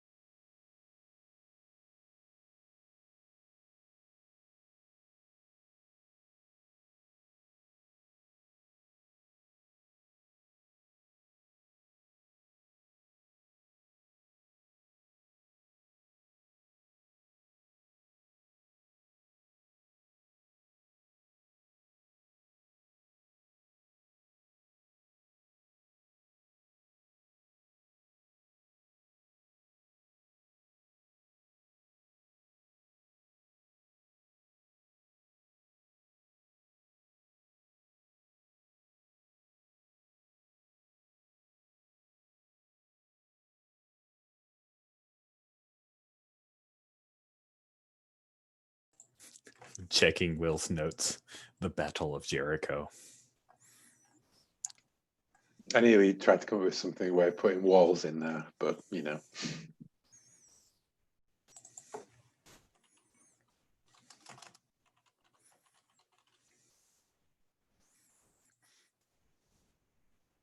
All right. So let's pick up with Alder and Kel. You guys have the drop on Nakub, Reven, the captain of the Untagunta Rhodian ship. And he's about to make that decision of, does he reach for his blaster pistol, even though you have the drop on him now? There's no like intimidate. It's all rolled up into manipulate. So I think he's just going to draw on you. He's just going to do the thing. Like he realizes this is going to go badly for him. And so he is going to try to shoot you with his blaster. What do you do, Kel and Alder? You're muted, David. Thanks. I think that Alder would try to shoot the gun out of his hand. Crazy. That is an interesting thing. I do think that may be an option that you could take if you roll a 10 plus. So let's have you kick some Sheb. Sweet.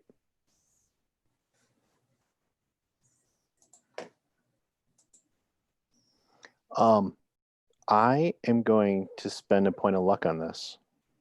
Well, you don't want that XP? Does that look like XP? I know, me? I'm really close, but I want this to be cool. Real it'd be quick, cool either way. What? Marking luck gives you the next result class, No, or it just gives you like plus. a 12 plus. Oh, Yeah, wow. and in this game, you can get like an advanced version of the normal moves too. Yeah, exactly. Like it's an advantage where you can say, I'm going to take the advanced option for X number of basic moves. It's I might need it's to a bring some remnant luck. of Okay, muscle. sorry. Yeah, luck is a good thing. I probably should have explained what luck does. I don't even know if that's even in the basic moves. Is it? If so, I apologize. Luck. When you spend 1 point of luck, pick one. Decrease a wound you suffer to 0 harm. After you roll, retroactively change the result to a 12. When you have no luck left, bad things will happen to you.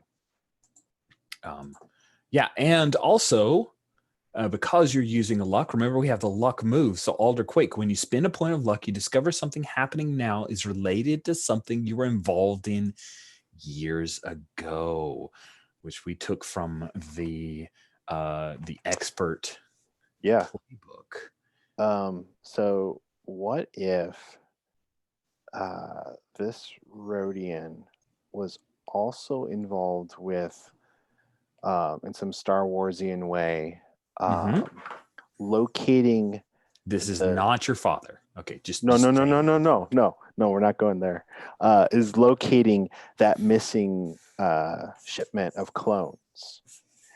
And maybe he was like, when I was unfrozen, maybe he was around at that base. Okay. Yeah. And like I see him getting paid for his work or something like that. Oh, sweet. Yeah. It's one of those where you recognize it and then everything's just happening so fast. Mm-hmm. Maybe there's a clone blaster pistol. Ooh, yeah. I like that. Yeah, he has like an old Republic issue. Yeah, sweet. So he reaches for it, you fire, you hit his hand. It's a blaster, so it's going to leave like a big smoking hole. He'll have to get some major surgery or cybernetic replacement thing. And he falls. Well, the only thing I have is a rifle, so it's fine. That's good. You do the thing, like you disarmed him without killing him. So he falls to the ground. Kel, he is not firing back. What do you wish to do? I want to grab him and haul him onto the ship, and get him locked up, and then maybe like treat his hand. To be perfectly honest, I'm going to take the gun, but I do have as compatriots, we should concern ourselves with those who are in the airlock. Well, if Well, once we get this guy on board, we can just blow this station. I mean, I don't mean blow this station. I mean, get out of here. As long as Zop's done his work. so I think we have more people in the airlock, right? Yeah, there are How many- 6 six? Rodians in the So airlock. I can keep them trained with my rifle, or we can close the door, and they can just stay in that space, right? But I do want to, out of character, mention that I've picked the detention chamber as an option. So I have extensive physical restraints in there. Cool. Sure. Well, that is where Mhm. he is going. That's where you're taking Nakub? Yeah, as far as the people, because we're not getting paid for the other guys, are we? No. You know, so like We are getting paid for the droids, though. we are getting paid. Well, yeah, but I guess D0's not here to say about the. No, we need to get the droids. I forgot. Like, Yeah, we do want the droids. We must liberate the droids.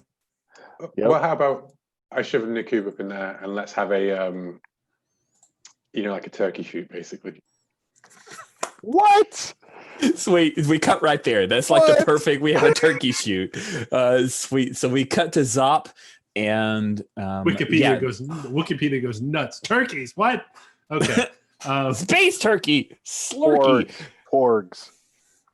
Pork shoot. Yeah, there you go. So the daughter of Lord Cor Falkeen picks up the vibro sword that you had scooted to him, offering him an honorable way to go out, and she turns it on with a bit of familiarity, and she says, "I am Cynic Falkeen. I will defend my father."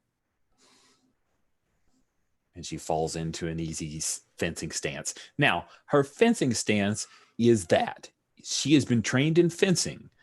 That's a kind of combat, but you can tell immediately dirty tricks are going to give you some options that she may not think of. Also, Lord Cor Falkeen did call for help. So what do you do? I'm gonna stare at her. I am going to say, I am Finst Erte. I swiped. Nice. And you were going to step aside, child.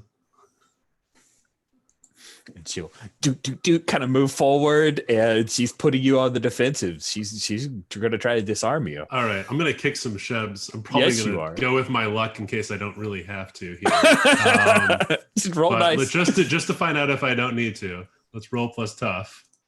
You're like depending on it immediately. That's 8.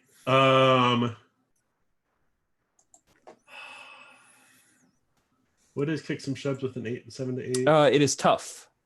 Oh yeah, no, we're burning luck. Okay. Because every time you do it, something bad happens to, or do something goes wrong for my sect. So Yeah, that's good it doesn't stuff. come back on me. I mean, yeah, it's fine. Nobody cares about your sect. Wait, hold on. They do. Oh, that's wrong, and that means you're in trouble. Yay. So yeah, I'm gonna I don't have a whole lot of time to burn here. He's called for security. So Zop is going to he fences like twice with her to figure out which form of fencing she's learned, and then immediately parries one of her moves very easily and kicks her out the door. So the door opens for the Lalas to come in, and you kick her. Yes. And it's she did not see it coming, right? Because she was fencing up high, and you just do this drop down kick, and she falls back into the Lala guys. You played it perfectly, and she is shocked, and of course now it's going to be all her fault that her daddy died. So Lord Cor Falkeen has the racket. That's all he's got. What do you do, Zop, as you've bought yourself a moment? I think there's a pseudo ceremonial thing that we have to do as the Tantalon clan member when we make a kill on behalf of the clan. It's not quite like the Zoro Z, but I think there's a like a calling card kind of thing that I have to leave on him.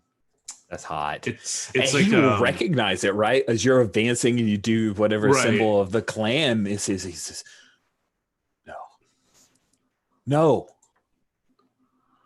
your damned clan. Mark my words. You're being led astray. I do not care. And Zop slips this, like, I think it's almost like a small piece of metal, and it's a decorative leaf from Rhodia. Nice. That's the symbol, and I slip it into his pocket as I slide the vibra sword into him. Oh, nice. And then now I'm gonna try and look for the airlock because I need to get the heck out of here. Yeah, there's blasters. You hear the shriek from the daughter, and she will say, "My father's been murdered by Fitzdirty." Cool. So let's have you act under pressure to get a way out of here. Yeah, all she's right. Totally swearing vengeance on That's you. plus cool, correct? It is. Okay. Doing great. I'm not going to burn luck on that. That's a 4. Yeah, that's a 4. Man. I mean, is there a way to get luck back? How do you get luck back? Or there is no way to get luck back. Okay, yeah. I'm not burning luck on that. Sweet. So yeah, she swears vengeance, and you look around, you find a grate, and you jump up and you start to pull yourself up into it, and then you're shot. Let's go ahead and have you. I mean, let's look. What you'd be shot by a blaster rifle. What is blaster rifle damage? Just to make sure that we're being fair and above board here. Look upon the I think it's 3. Yeah, it looks 3 like harm. 3 to me. Yep. Blaster rifle, 3 harm, far area, loud, reload. Bwah! You're hit. Are you wearing armor? I think I established in my fiction that I am not. I'm not wearing Zop's cool armor. Oh man, that's right. You Kinda. did establish that. Yep. Kicking myself for not doing that. But, all right, take 3 harm, friend. And not only do you take 3 harm, you realize if you try to drop right to the deck, and if you try to jump back up there again, you are free. It's a free shot, right? It takes a little bit to be able to get up there into that air duct. I'm cornered now. You're cornered, yeah. You want to cut away at this point, or you want to? I think so. I think we do. I think we do want to cut away. Yeah, that's you're cornered, and I think there's like 2 blasters, and she starts walking forward with a vibro sword, because she's gonna. Yeah, I think we know what she's gonna do. So Kel Alder, Zop's awesome. Like, you're doing a great job. Like, the Unta Gunta is not there.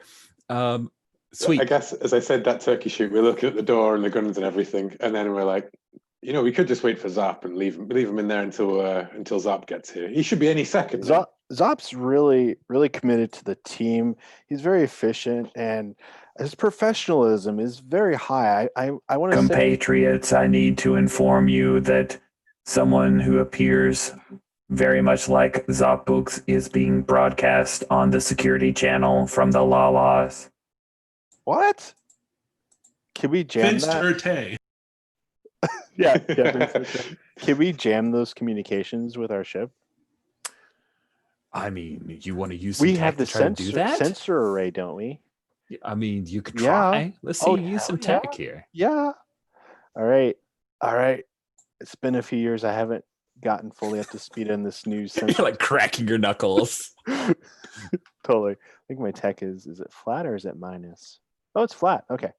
Use some tech. Let's do that. Yeah, I'm like totally like on the way to the bridge talking about Zap's last mission, how he was awesome. All right. Mm-hmm.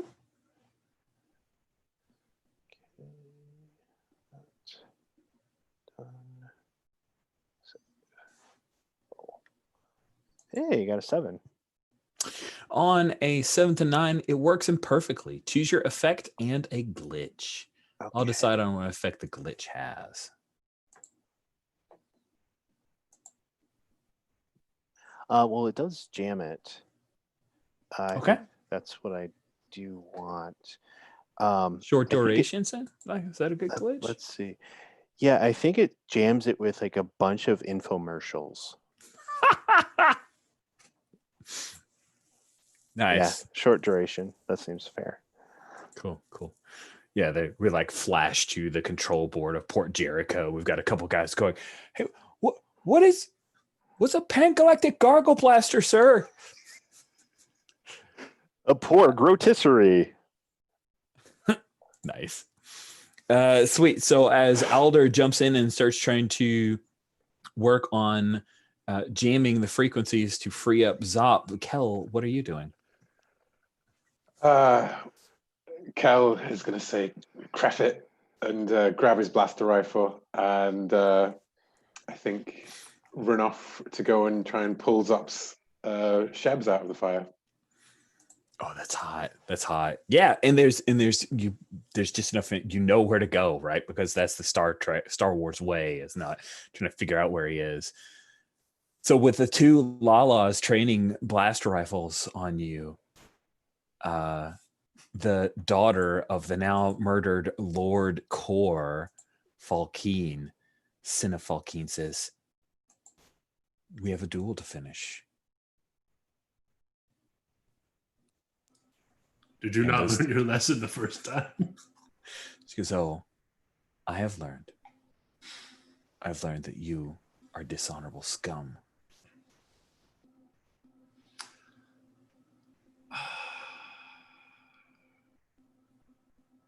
All right. So the little grate didn't work out so well.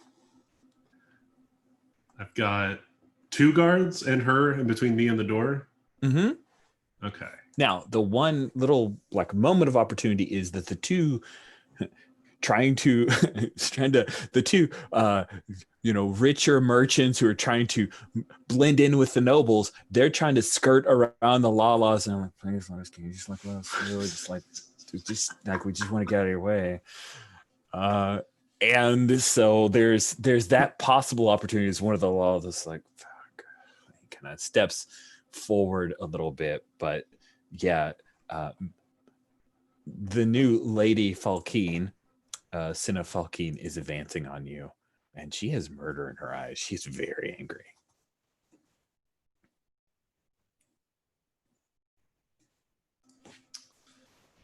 What do you do? Well, I suppose Zop still has his blaster pistol on him. She's like, we're doing a couple of fencing maneuvers. Yes, we're gonna do the Indiana Jones. It's set to stun. She's not the mark.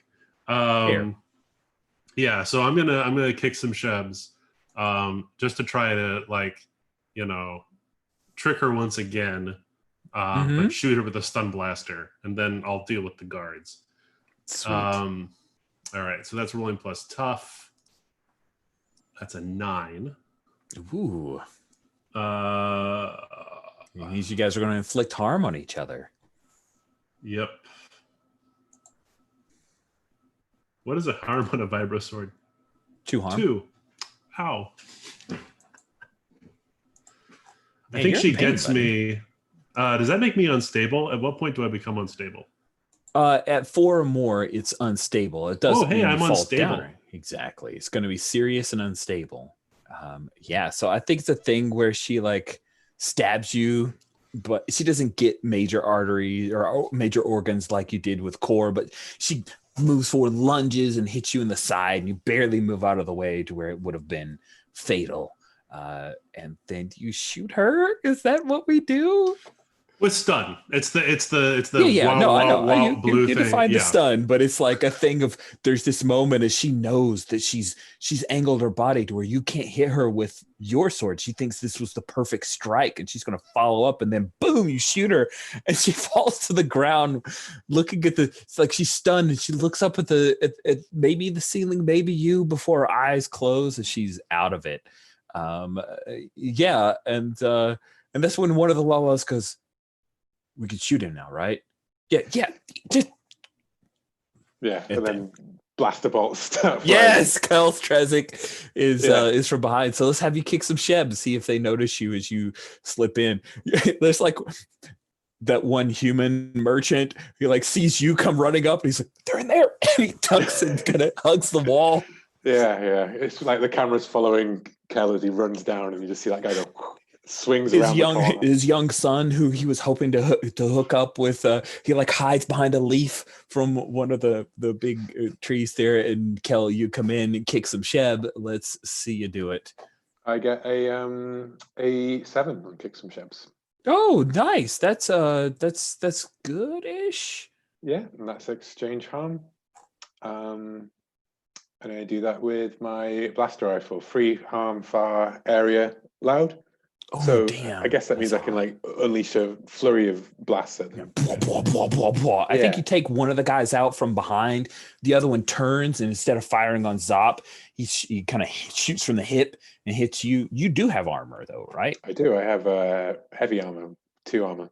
Killer. So you only take 1 harm from this. Yeah. And yeah, it's not so bad, right? It's one of those like glancing blow type things. Zop, you've got the perfect opportunity.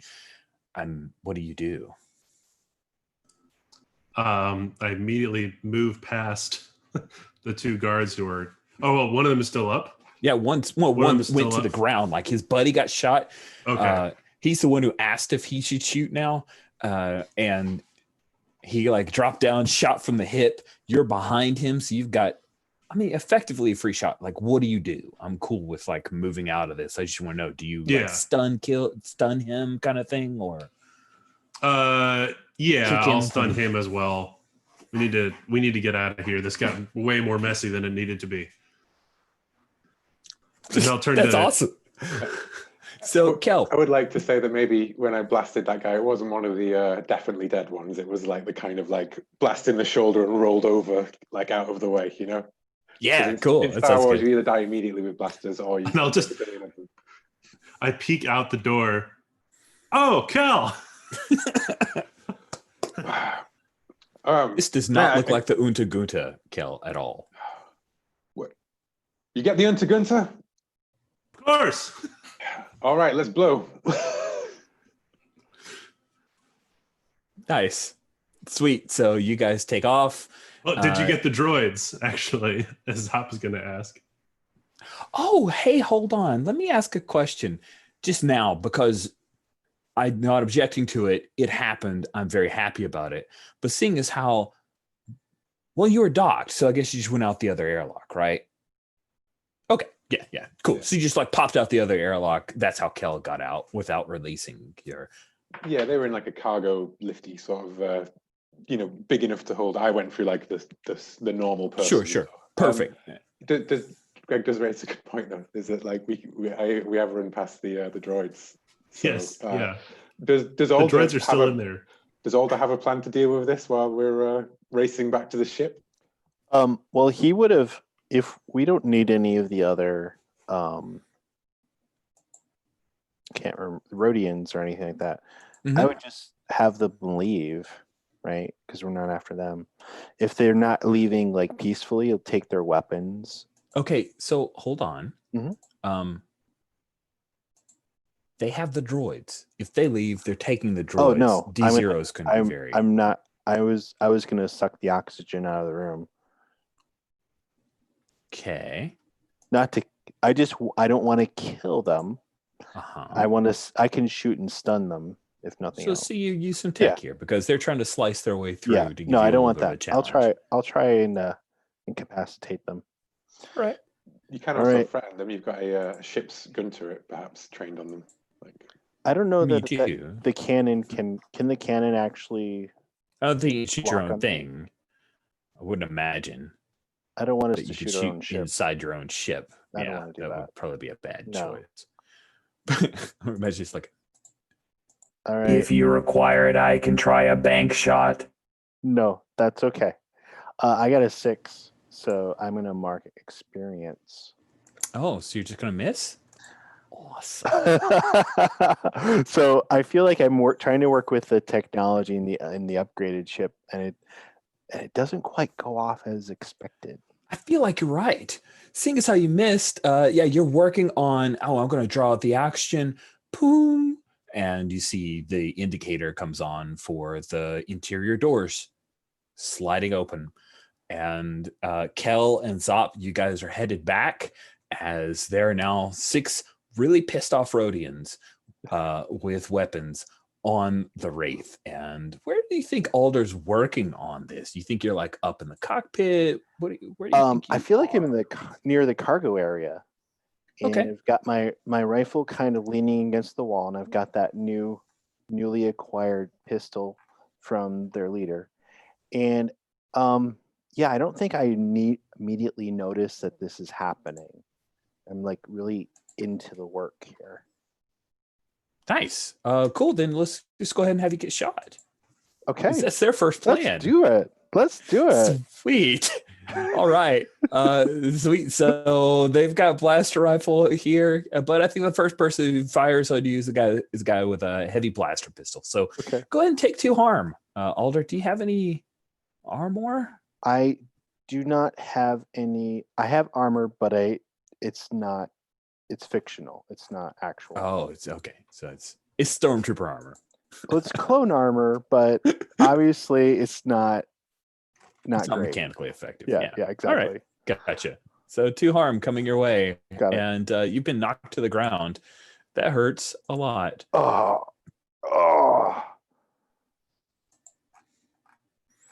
And they're moving on you. Like I would this love. is a thing where, Yeah, I would love to. Let's see. What can I? Oh, could I have? Can I roll my preparedness? What I want to have Sure. is something like what is it called? It's like in Star Wars. It's like a whip or something like that. I can't remember the name of it.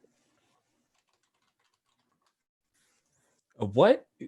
There's an actual like Star Wars whip that Oh can yeah, expand out. like So an electro whip kind of deal. Yeah. That I can use as like an area effect to keep them off their toes. So let me see if I can get that. If not, I called it. It's called an electro whip. Thank you. It's a Jerian slaver whip, an electrified whip, the preferred method of domination for the subjugation of slaves taken by the Zygerian slave empire. And I think I have it because Captain Voss had it. Oh, yeah, that seems appropriate. The Zygerians are essentially space cats. They are hot space cats. All right. It doesn't say that. I'm just declaring it to be true because they are kind of cute. Oh my god! Even with a +2. I got my final advance. Yay! Hey, that's awesome. On a miss, you know where it is. It's somewhere real bad. Yeah. Yeah, I think it's like, isn't it like it's in his quarters in a lock vault. Yeah. There we go. In your quarters in a locked vault. I'm exposed. This is awesome. Yay! So you reach for the whip to try to keep these guys at bay. They are scattering out. Yeah, I go to it and realize that I had just recently refurbished it and it's not with me. That's right. And then you get shot again. Yeah. This will buy a blaster rifle. That will be 3 harm coming your way. Oh, things are getting bad. I'm almost dead. Yeah. Can I protect him? 1, 2, Is that 3, fictionally 4, 5. possible? Did you have 1 harm before that? Because I think you're at 5, not 6 harm. I had 1 from earlier. Then I took 2. Crap.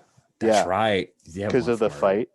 Yeah. And so now I'm at Kel, 5. if you want to roll to protect someone, because you're definitely intending on trying to come bursting on here, let's see you do it. I'm going to give you a -1 forward just because fictionally it's going to be a little tough to be perfectly successful at this. But yeah, I think it would be along the lines of like charging, seeing him like pinned down in the corridor and then like just charging, yelling so that they just spin around and unload on him instead. Yeah, it's not going to be good. I think fictionally Zop is going to help you, Kel.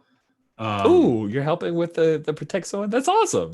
Yeah, so I think Zop is doing that by screaming confusing stuff in Rhodian.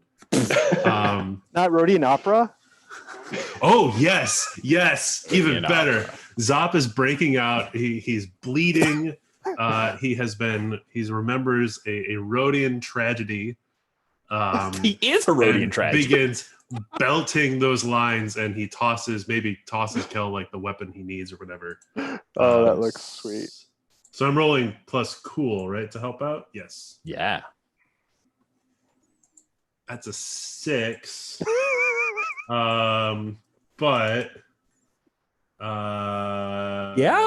But what? Well, I did get an 11 on my protect someone anyways. It just means that you're gonna make things worse for yourself. Okay, I'm good with that. Yeah. That gets me another XP. So Sweet, right? So you try to you start singing Rhodian opera. Yeah, and I think the answer has to be that because there's 6 of them, right? So one of them hates Rhodian opera, screams something in Rhodian at you. It's just like a jeering insult that someone would do at an opera, and I think he hits you with his blaster pistol. So 2 more harm your way. Yeah, things are looking bad. That puts you at dying. This is great. Oh Zop God! collapses. Oh, this is so tragic. So with your 11 on protect someone, you get to choose an extra. So you protect them okay, but you'll suffer some or all the harm they were going to get, which is going to be 3 harm. You get to choose an extra with your 10 plus. You suffer little harm, so it'd be 2 harm, which means your armor would eat it. All impending danger is now focused on you if you want that, which means that Alder's free and clear, and nobody's going to do a finishing move on Zop. You inflict harm on the enemy, or you hold the enemy back. What do you want to do, Kel? All impending danger is now focused on me. That's awesome. You're Wow. And I think that is. I think the way that happens is that I barge in, and the first blaster shot just like pounces off my armor, and then the second one, and I just like body slam the first guy like down into another room. But one of his blaster shots, like we cut over to like where Zop's like falling against the thing, and the Erodian's like walking forward with his gun to finish him off, and then like a stray blaster bolt from the guy I just shoulder barge just goes, and he spins Nice. around and starts Very shooting. cool. That's awesome. That's awesome. Alder, you saw Zop try to come in and help you, and you saw Kel actually succeed at that thing. Zop looks bad. Zop looks real bad. Did Alder actually take those last 3? You did not. Oh wow. Yeah, you got protected. Alder is going to go over to Zop and try to help him as best he can. Okay, Yeah. sweet. You should do that thing. Let's have Rhodian you. blood is white. Just fun fact. Oh, that's awesome. We see a lot of it. There's all kinds of white blood here. Yeah, so I think in the back over here. I will be moving to take the ship out. Thank you, D0. D0 moves from the turret, gets into the pilot thing, starts working on pre-flight checks. I don't know if you may not have seen it, but I asked D0 to get the ship ready earlier on. I'm sorry. I did that's not fine. catch that part. All right. So I'm going to try a med pack on Zop to see if I can stabilize him or anything. Okay, cool. So I think a med pack. We're definitely going to need to make sure we have med pack rules, because the rules from Monster of the Week don't really have that in there. So let's have you use tech, because using tech will allow you to. All right, You can let's see heal if 1 I harm, don't repair 1 kill. harm from damage, or yeah. So that will. I got a 10. Good, I don't kill Zop with the med pack. Yeah, you put it in backwards. This towards hurt person. No, the tech works without issues. Choose your effect. Right, it's also in use tech. The heal 1 harm is there. Yeah, we're just healing him. Oh, do you want to heal or stabilize? Oh, can I? Whatever's the best option for him right now, which is probably stabilize. Yeah, I think let's Yeah. put him at stabilized. So he's still Sure. bad off, but you can uncheck unstable, which means that your harm won't get any worse. You're on the border with death. So I'm still have all my harm marked, but I'm no longer unstable. Okay. Correct. Does that mean me to like make actions, or you could talk? But I think Okay. you're dying. You're like, Yeah, and basically pulling him out of the battle zone, as it were, to get him somewhere safer. 8+ harm will kill a normal person, including a hunter. So you're like right on that. You can move feebly. I think you're starting to have visions of whatever the sect has told you about heaven or hell. You're gonna be okay. We're gonna patch you up. I'm doing all like the field medic talk to him, like, you know, just remember your oath. Remember the brethren. All this clone military speak. Ota, not booby trapped. Oh, nice. That's a good message to get. It's okay. I understand you're under shock. You can't remember everything that you did or didn't do recently. Kel, you've successfully protected now all of their. This is effectively a gang, right? So, would you say this is an overwhelming force in battle who might kill me if we're captured? Definitely. And I might dig in and fight with everything I've got, rolling never surrender instead of kick some shebs. Okay, if that's what you want to do, that seems like a good choice. Oh, do it. I get to roll with plus cool. On a 10+, I double the number of targets hit and do +1 harm. On a 7 to 9, I do either of those. So yeah, let's do that. Nice. And just so we're aware, surrender. Instead of this being 6 individual people, I'm just going to make them like a gang, right? So they're going to do, gang level harm to you. Yeah, no, because they're all focused on you, but you're also going to be able to never surrender. Is perfect. Yeah. Sweet. So let's have you roll that plus cool. That is a 12. So I double the number of targets hit and I do 4 harm to each of them. Yeah, you take out 2 of the Rhodians. That's pretty nasty. Like, what is Kel? Like, he goes super badass here, or super bad shibs. What does that look like? Like, I think it goes off. Oh, I think it's like, there's a lot of like slamming in between rooms and like, blaster bolts firing and things ricocheting, and then like one of them like smacks him and hits him as he comes around a corner, and Kel just like grabs his arm, twists it back, headbutts him, and then unloads the rifle like point blank range. And then there's another guy who comes around the corner. Is he like blaster bolts coming out of his back kind of thing? Oh, that's nasty. And then as the other guy like comes around the corner and screams something, Kel just like whips down to one knee and whips out his blaster pistol and shoots him. Like, oh, that's awesome. Awesome. So 2 of them are down, and that's just amazing, right? With a 12+, I think they're firing wildly at this point. You're moving around so quickly. They're firing where you just were, but you're not there anymore. Yeah, I don't know if I still take harm on that move. Well, I mean, it's a 10+ on. Well, that's a fair question. So let's see. Kick some sheb. On a 10+, you choose an extra. Yeah, on an advanced, you don't have an advanced. So yeah, you should take some harm. So we'll say that you do take 3 harm. At one of the moves, one of them gets off a lucky shot. With your 2 armor, though, that means you only get 1 harm. Wow, armor's a big deal here. But you're not quite too unstable, are you? Man, if only everybody had bought armor. That would have been a smart. You guys should do bounty hunting for armor. I should wear armor more often. Maybe armor should be an option on the equipment for more playbooks. That's true. Let's definitely write a note that armor. So after I want to get Zop secure, but since Kel hasn't returned, Alder would feel compelled to go back out and check on his companion and if necessary, help take down from like a sniper area. Sure. Why don't you see if you can kick some shebs as you pull Zop to some kind of safety? You're going to leave him at dying, then you're not going to actually try to heal him anymore. No, I thought he was stable. I mean, he's stable, but he still has 7 harm. Well, then if I can use the med pack to continue the process, I will do so. All right. So you're using this action to make sure Zop is good. Yep. So let's go ahead and remember, Kel is a medic, so he can do more. But let's go ahead and that's if he lives through this. Oh, right. There's that. I mean, it's possible. Sweet. So let's go ahead and have you use tech to try to get some more healing going for poor Zop. And we'll jump over to Kel. Kel. Nope. I think you are still never surrendering. Nope. Is that a miss? I got my next starter in the advancement. Sweet. You are really effective at getting XP. Yeah. Don't die on me. Yeah, I know. The what's clone's up. knowledge of Rhodian biology is not that great. Is that... Why is there a piece of, what is this, a sword blade stuck in you? What does that have to do with the sabotaging?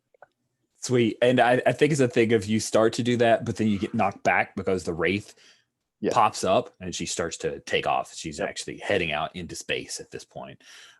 There's a couple of like tethers there with like, some space gas like spills out into the little hangar bay there, and you guys are taking off. And one person's like, "Oh man, the guys with the commercials, they didn't pay their docking fees." Sweet. So Kel, you've winnowed these guys down. They now no longer have the option of like bailing. So this has gotten pretty desperate for them as well as you. One of them screams out, "I have a thermal detonator." I'd like to read a bad situation. Yeah, that sounds good. Go ahead and roll plus sharp. I think that's a flat. No, that's a 5. I fail on the read a bad situation. I mark my first point of experience. Hey, you get to mark XP. Yeah. Sweet. Oh, no, wait. I don't do that because I roll with plus cool rather than plus sharp because I'm a tactical genius. So I actually get a 9. Oh, wow. That's quite a difference. Sweet. So on a 9, you get a question.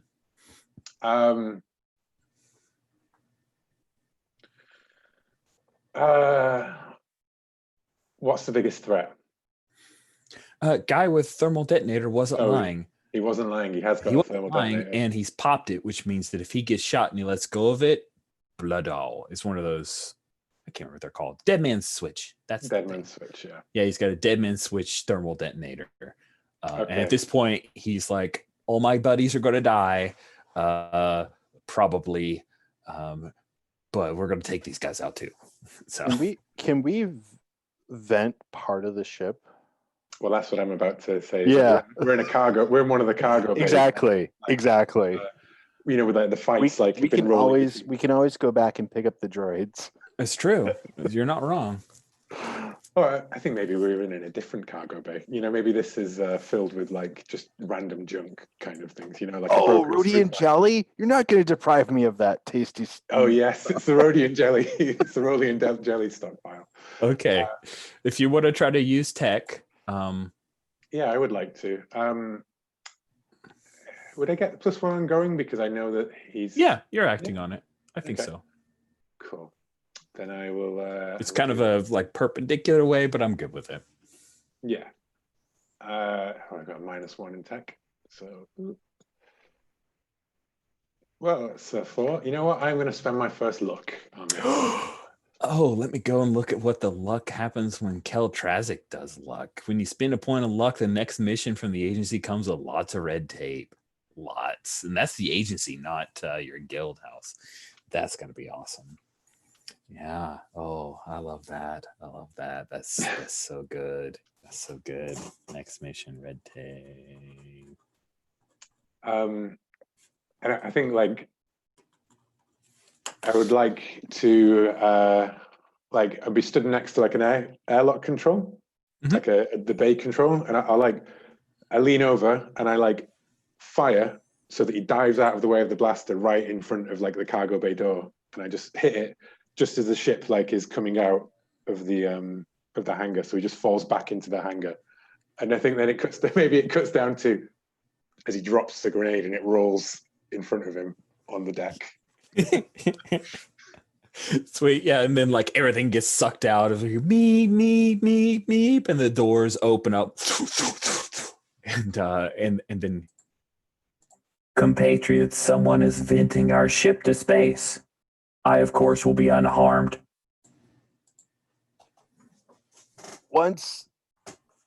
Kel gives the word, close it. Close it! Close it! Sweet. And then the oxygen starts draining out of the ship, right? Except for doors that are closed. Zop, you're there. And yeah, if you guys are okay, I kind of like the idea that like these guys were all near the droids. They were guarding the droids, so they got vented out as well because they weren't secure. They were on these grav pads. And just like Alder had said, you can swing back around to fetch them. No problems whatsoever. Sweet. So door closes up, and Zop, you're on the edge of death. What is it? Are you thinking about the Tamwa clan? Are you thinking about Rhodian opera? What's going on in your head as you lay there on the deck? You would have something randomly snatched from your quarters there with you just in case you died. I would have made sure of that. Actually, I'm curious. David, remind me the character that Zop loved. He was a Jedi. Oh, Booza? Booza. Yeah. Nice. I think there's like a brief glimpse Like a from force Zop. vision. Now, you tell me, David, because I don't know if you have plans for Booza. Well, Is it a force ghost? Is it a projection of him? Maybe it's not even clear. Right. I don't think we know yet because I don't think the contract for Booza has been renewed yet for the next mission or movie. So it's probably like some sort of like, like the voices. Yes. Yeah. But like Alder, who's just used his upgrade to get an infirmary, is moving you to the infirmary and talking to you, and you probably hear it as Booza is what the audience might conflate that as. Oh, nice. That's pretty cool. Because he has hearing Booza. Yeah, because like Alder has some of the Jedi instruction in him too, so that might be where that overlap is. But yeah, you definitely hear Booza speaking to him, about our shared time and that you are one with the Force. Yeah. Okay. Unsympathetic rough surgery in an auto dog heals 2 harm per person. No, I bought it through my playbook, not through the ship. Oh, yeah, even better. I used my advance for the good of the party. That's probably a good call. So what that does is you can heal people and have the space for 1 or 2 to recuperate. Keeper will tell you how long any patient's recovery is likely to take and if you need extra supplies to help. Yeah, I think downtime we'll say is somewhat minimal. He really shouldn't be out running around hunting bounties, but you can get up and move around shortly. But I think that the thing you really need is that one of those droids is a B1 droid. So you really need that to kind of finish stuff off. Yeah. Kel, Alder ran off to try to help out with Zop. The air scrubbers are coming back on, but the oxygen content here is very poor. What are you doing? Oh, there's the outside in space, the thermal detonator goes off. A light in the background. Yeah. Kel was here. Yeah, we were here. Yeah. I will run up to the cockpit with D0, and I'll ring the comms to say are we good to go? We need to pick up this B1 droid, I suppose, right? We need to pick up all the droids. We must retrieve all of the droids. Also, the Unta Gunta is on its way. It's right there. What? Zop may have not completely sabotaged it, Alder says. Crap! So has my harm been healed at all? Why don't I run down? We'll say that you got the 2 harm healed. Yes. Yeah. Okay. I have 2 harm healed. Alder says, if Zop looks like he's stable, Alder says, I can get to the turrets if you like. Yeah, well, would seem like a good idea. So we have the like run to the turrets music, and Alder like jumps in, gets all the controls ready. Of course. And he takes aim at their ship to sabotage it with extreme prejudice. Sweet. Kel, let's have you act under pressure first Awesome. to see if you guys can fetch those droids. You Okay. want to do that? Go for it. Yeah. Well, I'm hoping that Zop's going to finally use the thing that he's so proud of, and we can stealth our way out of it. Yeah. We'll get there. We'll get there. Yeah, we'll get there. his baby stealth tech. Yeah. So let's act under pressure. I'm pretty good at acting under pressure. You are. Yeah, I'm very good at acting under pressure. I got 12.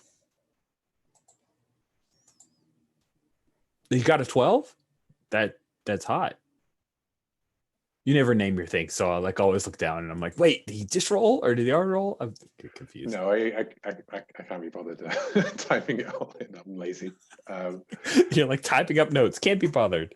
Dude, Yeah. That's fine. I don't care. It's all good. That is amazing. Yeah, you do what you set out to do. So you guys go along, and I think the Wraith doesn't really have like arms, so maybe there's like a magnetized. Oh, I'm thinking maybe like Kel like runs back down, seals his suit, and we snap open that cargo bay that's already been vented into space, and like he does like a sort of like a slow roll, like scooping it up. Oh, that is wicked. I love Kel that. just like grabbing them and hauling them in and nailing them down. That's perfect. That's definitely a 12 plus in my opinion. Zop, as Alder's basically bringing the turret online. What are you doing? I'm still in the med bay, I was assuming. Yeah. And I've realized that like getting to the proper spot is not the best, so I'm gonna try and pull up the stealth system on this terminal. My health be damned, and try and engage the guest drive. The guest is a species from Rhodia that the Rhodians hunt, and they're sneaky swamp monsters. So I'm gonna try and roll this. Isn't there a move for the stealth thing? Let me check. I think there might Roll there act under was- pressure. It says when you engage your stealth systems, roll act under pressure. Act under pressure. Okay. Well, I'm so good at that. That's plus cool, correct? It is plus cool. Okay. Come on, Zop, you got this. That's a 9. Yeah. Nice. A 9 on act under pressure. The keeper's going to give you a worse outcome, hard choice, or price to pay. Yeah, I think what's going to happen is you can flip it on now and it'll stay on for a brief period of time, but it's going to fritz out again. The patches you guys made weren't solid enough. So if you realize now, yeah, I can flip it on and probably get out of here, but it's only going to last a few minutes. Well, I think Zop was counting on this working to get away from the Unta Gunta. So this might give us the window. So yeah, I'll engage it, but it'll break. Sweet. So the Wraith kind of does this crazy barrel roll. Kel grabs the droids, and then it just kind of becomes one with space. And the Unta Gunta fires through empty space where it was, but the Wraith has already moved away. And Very good compatriots. I'm proud of your activities. I'm gonna go down and check on Kel and everybody. yeah, Kel's got a like- bunch of like ice around. It's funny. It's a bunch of the crates with the droids, and you can quickly fetch the B1 droid in it, and they'll start. It'll move, and the astromech droid starts looking around. Welcome droid. to the Wraith. And then make sure Zop isn't like bleeding out again. Well, I think that, as you're greeting the droids, Kel just like shoulder barges past one of them, like that sends it knocking back with its little legs kicking up in the air. The protocol droid's the one that you knocked over. Of course. Oh my! Yeah. Oh my! Yeah, and Kel storms into the infirmary. Sweet. I thought you took care of that thing. I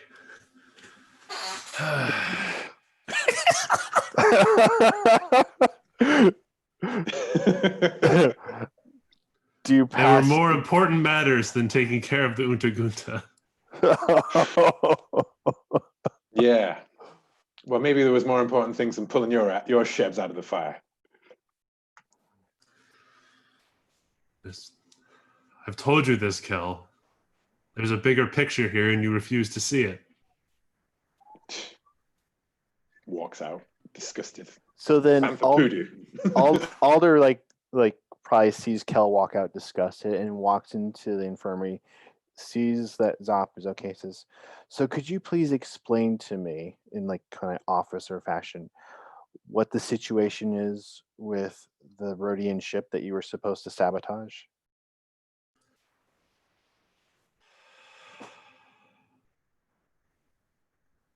This, Alder, you've been frozen in carbonite for a really long time, and you know, sometimes the mission isn't as clear cut as you think it is. You said you were going to go over to the ship and sabotage it. If you needed assistance, one of us could have assisted you. Well, you seem to have had your hands full here. Our ship got taken over by the Rhodians. Thankfully, Kel saved both of us. Yes.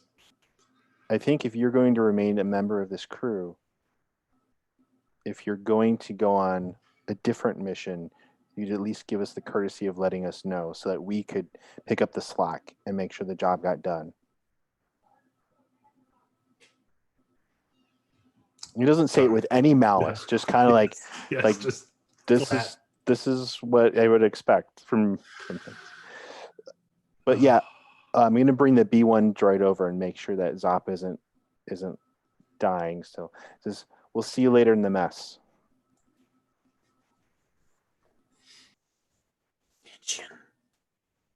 Pop, pop, pop. Then I just leave. Like we don't Okay. need to discuss it anymore. I will heal Zop at some point, but perhaps in the sort of the background of a scene. Yeah, downtime. We have to interrogate our new bounty, don't we, and find out where his friend is. Yep. Sweet. Good. So just so we're clear, as a reminder, we have a veil on torture. I don't think you're going to need to torture this guy for info. So I'm really curious who's going to talk to him. Yeah, who wants to talk to Nakub? I mean, Zop knows the other one, doesn't he? Nakon. I know Nakun. We captured. Oh, sorry. I know Nakand. Nakub is Sorry, who we I captured. should have Yes. come up with very it's okay. different names. It's like Sean and Sean.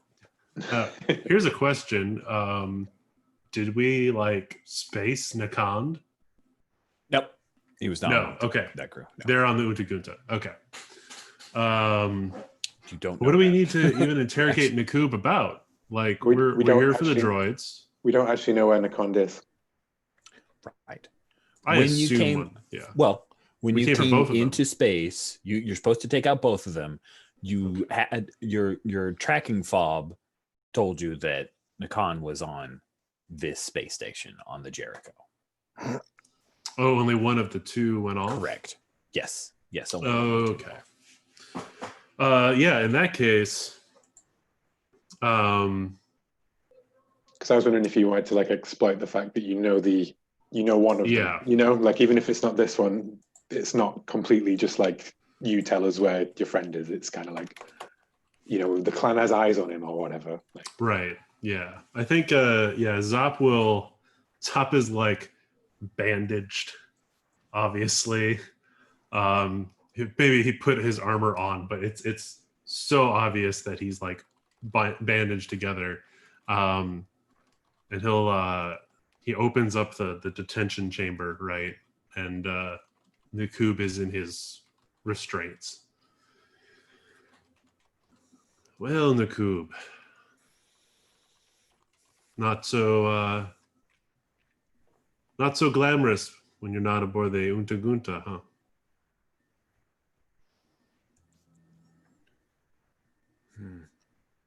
You have the advantage. for now. That's true. I see you had a lot of droids with you. Is there Are you just trying to offload them for cash? Of course. And that's all there is to it?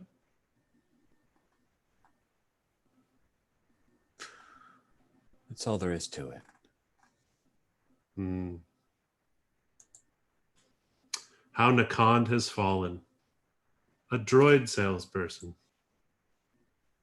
I expected better of him.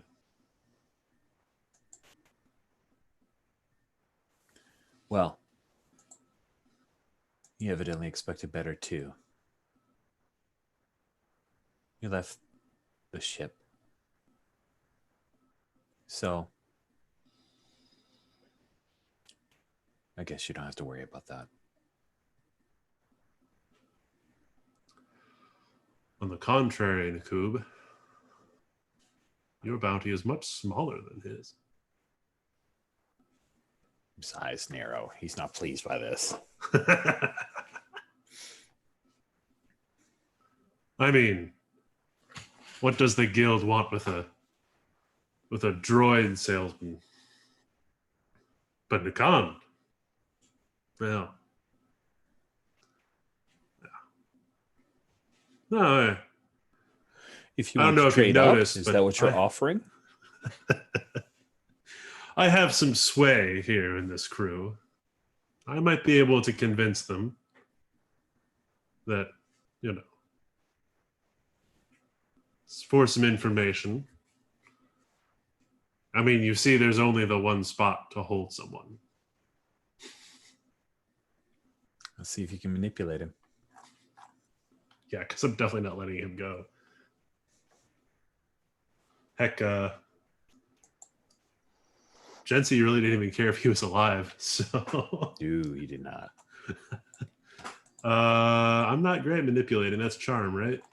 It is. All right. That's a 9. That's not bad. That's not bad. It's not great. It's not 10.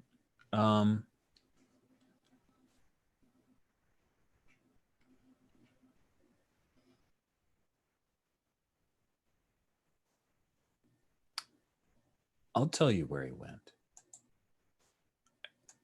The moment I'm free. You take me back to Jericho. Drop We're my not going fare. back to Jericho. This little proboscis kind of thing smiles and he says, okay, there are other space stations. I can call for a pickup once I step foot off of this place. And the moment I do, I'll tell you where Nakand is. I give you my word that I'll do it. What about you, bounty hunter? It's not a solo operation. I have to check with the others. In the meantime, enjoy this. I hand him one of the purple. Nice. Established Oh, as like, super gross foods. yeah, he loves it. Oh, Seal up the detention chamber.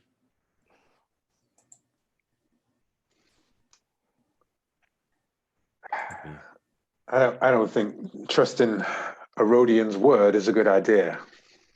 Looking at I'm Zop. going to choose not to take offense to that. Why would you?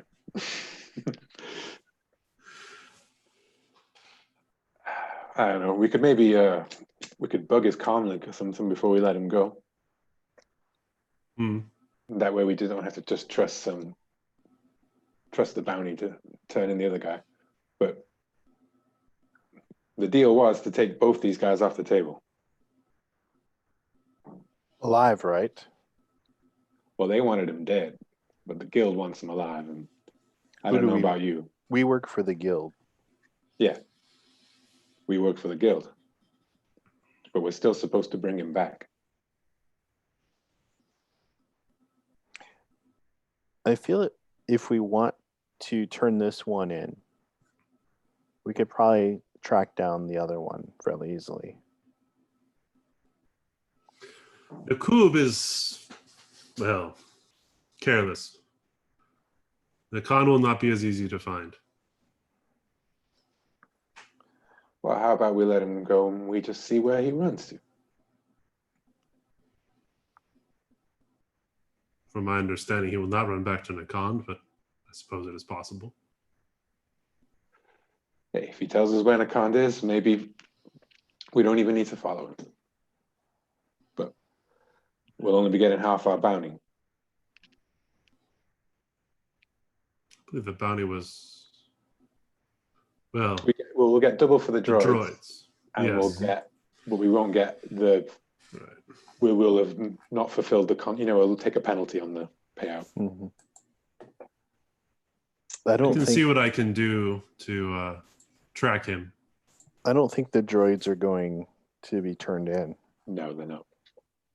I think once Josh gets back, that's definitely a major point, a major plot point. Yeah. I will NPC argue in his stead, but Yes, yeah, Yeah.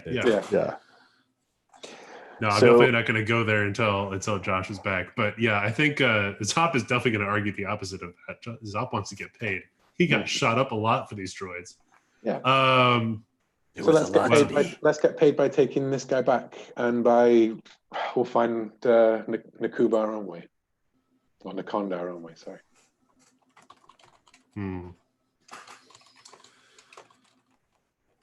I still don't trust him. I agree we should try and track him somehow. Is there a way to investigate a mystery with on the ship in our interrogation rather than convince him, like trick him somehow? Or Sure. I think it's an investigation, right? So if you're like, where did it go kind of thing, what was it going Yeah, to do? that's- Those are a couple questions you could ask. I I'm think into that. I think what it is I've got like his weaponry. We've got like his pistol, and we've got like a data pad. Like that's what they're called in Star Wars, right? Data pads. Yeah. Got his data pad, and we can try and see kind of like where he's been and where he's docked, like that kind of thing. Maybe track down some details about his friend. So Okay. I'm not very good at investigating mystery. Should I get that sweet XP? Yeah. Yeah. But I get a 7 anyways. So I will ask, I guess, where did it go? Yeah, you gab with Nakub for a bit, and you find out from him, like he just says, yeah, we argued for a bit, and he doesn't realize that he let slip that enough for you to piece together that Nakand is down on the moon itself, Shestral 6. He makes some like sly, like, garbage dump or something along those lines. And you pick up that the two of them had a falling out. You see, like his boots are just filthy as hell. Like he's been on a garbage moon. Yeah, there we go. Dig it.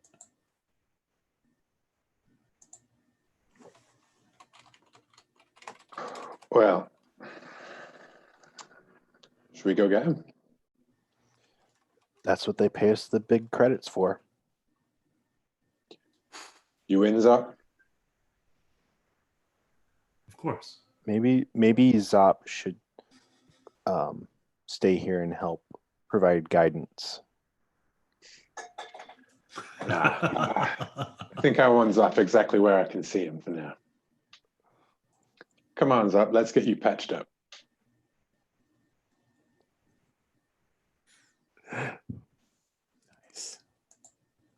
Nice. So we do a bit of a star wipe, and the Wraith pierces the atmosphere as you're headed to the moon Sheshrael 6. And were you going to do another quick heal up? Let's talk about harm real quick just to see where you guys are. 1 to 3 harm wounds improve when you see first aid, later when you rest. So if you're at 3, I think Kel and Alder, you're both good. You can clear those. unstable wounds require first aid, and 4 harm wounds have to do a healing move, time in infirmary back to our hospital. So I think what we'll do is Should I roll a medic? And I can heal 3 I harm was on going to him? ask if you'd roll a medic Yeah. there. Yeah, that's a 10 plus again. Wow. So 3 harm You're healed mid-to-twos. up. Zop. Sweet. Okay. So we'll just stick the 2 at okay. That'll go away after next scene. Does that sound okay? That way Zop gets to look a little wounded. There's still a bit of risk there. I can't hear you, Greg. Zop is wearing his armor now. You can't see the wounds at all because they're behind armor. Awesome. Alder, do you want a preparedness and have some armor? potentially? I will make Gear the up? roll. I will make the roll for that. Let's see here.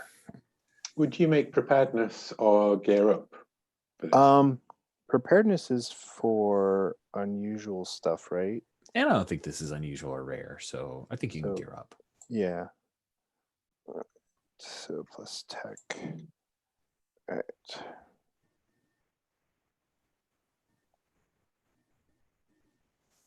Hey, buddy.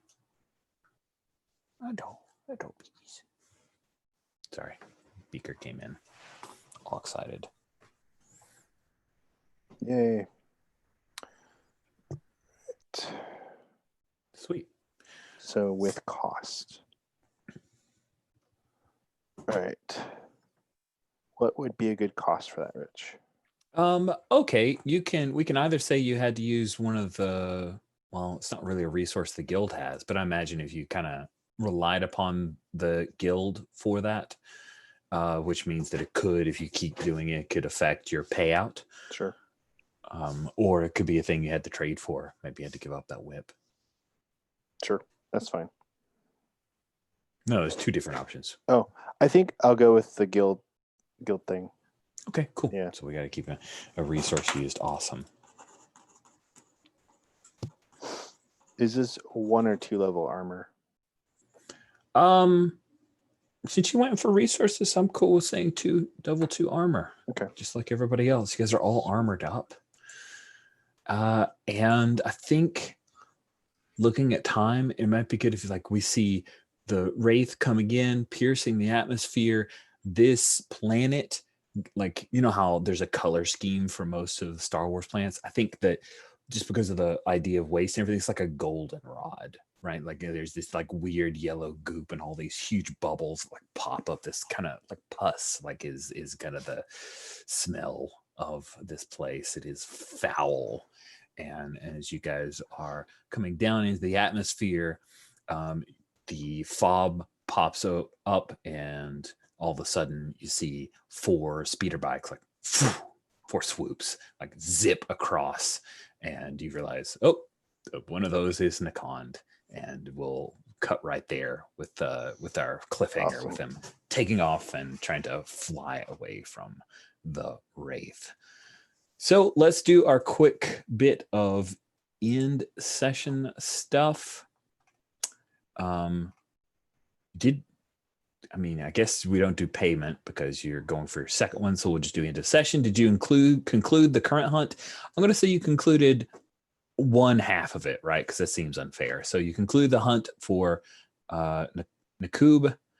Did you save someone from certain death? Yeah, Yes. You guys saved Zop's butt a few times. Thanks. Mine too. Thanks, Kel. Did you learn something new and important about the galaxy? Zop can't be trusted. Well, that's I think the Tanwa clan thing, that was fun. That was cool. Also, it's a Finnick tree leaf. The Finnick has a Wikipedia thing that's this long that says it's a tree on Rhodia. So we're fleshing out Wikipedia, y'all. That's what we're doing. Love it. Did you learn something new and important about one of the hunters? Yeah. That Yeah. Zop may not do what was requested, and he also has a spiritual lover or something. Kel's a badass. Kel is a badass. Medic, Alder. just like tank. He's a whole package. He is Yeah. the whole package. He's so And Alder Quake has some programming that He's just got comes one out. Only What is after that? a few drinks.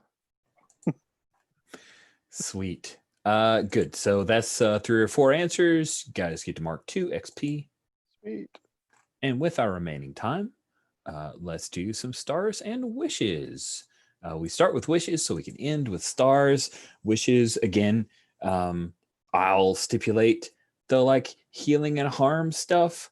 It's nestled in use tech, but I think I'm going to go touch up the basic moves to just make it a little clearer that like here are the ways to heal people. And I'm a little worried that like we have the medic and now we have an infirmary, and I'm wondering if that overlap causes one of the other two to be a little less special. I don't know. Do you want me? Just a I thought. can change my advance to something. Well, I don't know. I just wanted to put it out there. Well, I feel like medic is more in the field, right? Like we're not necessarily going to be around. Like if that had happened on the ship on the station, they would have had to do it in the corridor, right? Rather than True. just because we happen to actually be within the ship kind of thing. It was So also me thinking like, oh crap, like 2 of the PCs, maybe 3 are gonna be critically dying soon. Yeah, no, I think that the choice in the moment was great. I just wanted to ask that question now that we're out of that to make sure that, like, is Will cool with that? And David, do you feel like you get a full advance out of the utility? And I think having one be in the field and one on the ship, which maybe the one on the ship is a little better-ish, it might be a good way to differentiate the two. Sure. And I'm okay with it if you guys are okay with it. Yeah. Anybody who's healed by the medic has like patches, back to patches all over them and things like that. Whereas if you're in the infirmary, you come out like fresh and new and shiny. Yeah, you smell fresh too. You have to wear like, plastic underoos and float in a bacta tank, but otherwise you're fine. I mean, it looked like you went through a motorcycle accident, but that's fine. Sorry, that was a deep, dumb cut. Sweet. Let's ask, what about you guys for wishes? Will, why don't you lead us off? What wishes did you have from the session? Wishes? I would like to use use the sensors, I think, before we like the ship sensors. I like using the ship as like a prop in our in the game. Okay. It's cool. And the other thing I would really like is I'd like to use my speeder. I feel like this might be a cool point for a This is exactly when jump out of the moving ship with the speeder to catch up to the I mean, yeah, cool. that sounds real good. I like that a lot. Cool, though. That's definitely my wish. I mean, it's a full speeder, right? Do we want to retcon just a little bit to say that like you guys had disembarked from the Wraith and you're on the speeder and that's when the speeder bikes take off? It can be. I'm also happy. I also kind of like the idea of like maybe they split up and the Wraith goes okay. one way and Kel jumps, could be fun. the speeder drops out like midair. Okay. I'll keep, yes, Rich, when you rewatch this, keep that in mind. That's what you lead with. And then they'll think you're smart because they probably won't have watched this. Okay. So you have like a land speeder, like and it had Tatooine style. Okay. Yeah, well, it has the tags. What does it have the tags of? It has the tags fast, concealed weapons, and beaten up. So I'm so looking forward to doing some James Bond stuff. Like nice. I kind of want it to be one of the like silvery speeders from Coruscant, so that it reflects the goldenrod everywhere. Oh, that's cool. Like that. That's slick. Awesome. Any other wishes? Well, sweet. Greg, what about you? What wishes did you have? Wishes. Josh to get power. I'm sure he wishes that too. Certainly do. That's a great wish to have. Yeah. I think I want to see more. We had a little tinge of it. I just wish I want more of it between the tension between Zop and Kel over a higher calling. And then I think I still do want to have at some point hit the thing where Zop has previously served with Quake, another clone. So I want to have that reveal at some point. Maybe Zop doesn't even realize that Alder Quake isn't Quake. They're clones. I don't know. Quake was older. That's right. Yeah, that's right. Quake had like okay, yeah. So Alder looks freshly minted still. Yeah, I'm looking forward to that reveal at some point. Sweet. Sweet. Thank you, Greg. David, what about you? What did you have? Yeah, Josh, and oh my gosh, this is more of a comment. Like I've run and played this game, and I've never had a firefight go this badly for the PCs before. It was quite deadly. I don't know that I have any specific wishes at this point. I've just been enjoying kind of working as a support character, especially this episode, and getting to know the other characters. So I guess just see where these two lead us next, and hopefully D0 will be prominent again. Yes. Good. You went last on wishes, which means you go first on stars. What stars would you like to hand out, David? There were many good ones. The little fight between Kel and Zop was good. The firefight action sequence, that was very well done. And like, yeah, I felt like this was kind of a middle act where we got our asses handed to us in some ways, even though we still kind of completed part of the mission. So yeah, there were a lot of like really fun little scenes, couple little reveals from Kel about his relations with the Twi'lek early on. So yeah, I think there were a lot of nice little moments. Cool. Greg, what about you? Stars to everyone for not throwing Zop off the crew. Yay! I love that Kel came to save Zop when they found out that Zop was in trouble. That was awesome, and I would not probably have survived the encounter without it. And then I loved Quake's fight with the Twi'leks. Just like, oh, I hear clones are the best. You want to try it? And just beat the crap out of him. It was a great, like, you failed the role, but you actually got what you were going to do. Yeah. That was fun. Yeah, the idea of a clone trooper getting pantsed by a guy who has a disruptor and we all know we're scared of because he has a disruptor and doesn't know what he's doing. I'm like, no, that's a thing where he just like it's too easy and it goes ugly. So I'm glad you like that. Then I got to steal his idents, which were very awesome. Useful to hopefully cover up that whole thing. I forgot all of, like the dual stuff with the daughter and oh my gosh, that was crazy. That was fun. Oh, she's gonna hound Zop. She's going after Zop full on. Sweet. And then Will, what about you? Made me think we've got rival bounty hunters, don't we? Interdepartmental rivalry. Maybe she becomes a bounty hunter. Yeah. Yeah, I also love the Zop duel and the side mission, and I love the fact that obviously he didn't do anything with the Untergunter. Yeah. So we just had this to deal with. That was great. And again, I did absolutely love like the clone fight and the whole interaction with the Twi'leks and the captain like respecting the clone warriors of the Clone War of the Old Republic. Yeah. And I did also, it was a joint effort, say keeping Zop alive, but yeah, I did enjoy like trading off, like you do this, now you keep him from dying, kind of thing. Yeah, and Rich for just like rolling with all of the wild shifts and changes, and because we could have done this in any way, really, couldn't we? And like we ended up with what I thought was a really cool firefight in the ship, and then a space section, where I think we talked about not using the ship rules that much, but like it was cool to have them like just there, because jumping in your ship and running away is definitely Star Wars, right? Like I'm glad that we didn't shy away from it. That was a nice payoff. And the stealth system saved your can. Way to go, Greg, with Zop and the stealth systems. Yep. That was pretty great. Broken again. I mean, yeah. It just gives you something to do in your downtime. Exactly. If it didn't break, you'd be bored. You'd be playing like Space Chess or Dejarik or, who knows. Sweet. I really enjoyed this as well. Thank you guys so much. This Bounty of the Week, like, it works pretty good. Like, I'm digging it. I dig it. I feel like there's like a few like cleanups and tweaks, but all in all, I think it's a solid core. Monster of the Week's one of those games that, like, when you look at it on its face, you're like, it doesn't do what it says it, but it does. What it does is good. And then the Bounty of the Week feels the same way of like, yeah, I'm digging this. I was actually, this is not really a star, it's more of a comment. I really wanted to try like, okay, if the Mandalorians have this like fob system, how does that even work? Does that obviate the need for the basic moves of hunting down? And I don't feel like it necessarily made those moves useless. So I'm gonna keep with that. Like most of the time, you're gonna get a fob on somebody. And oh, go ahead, Will.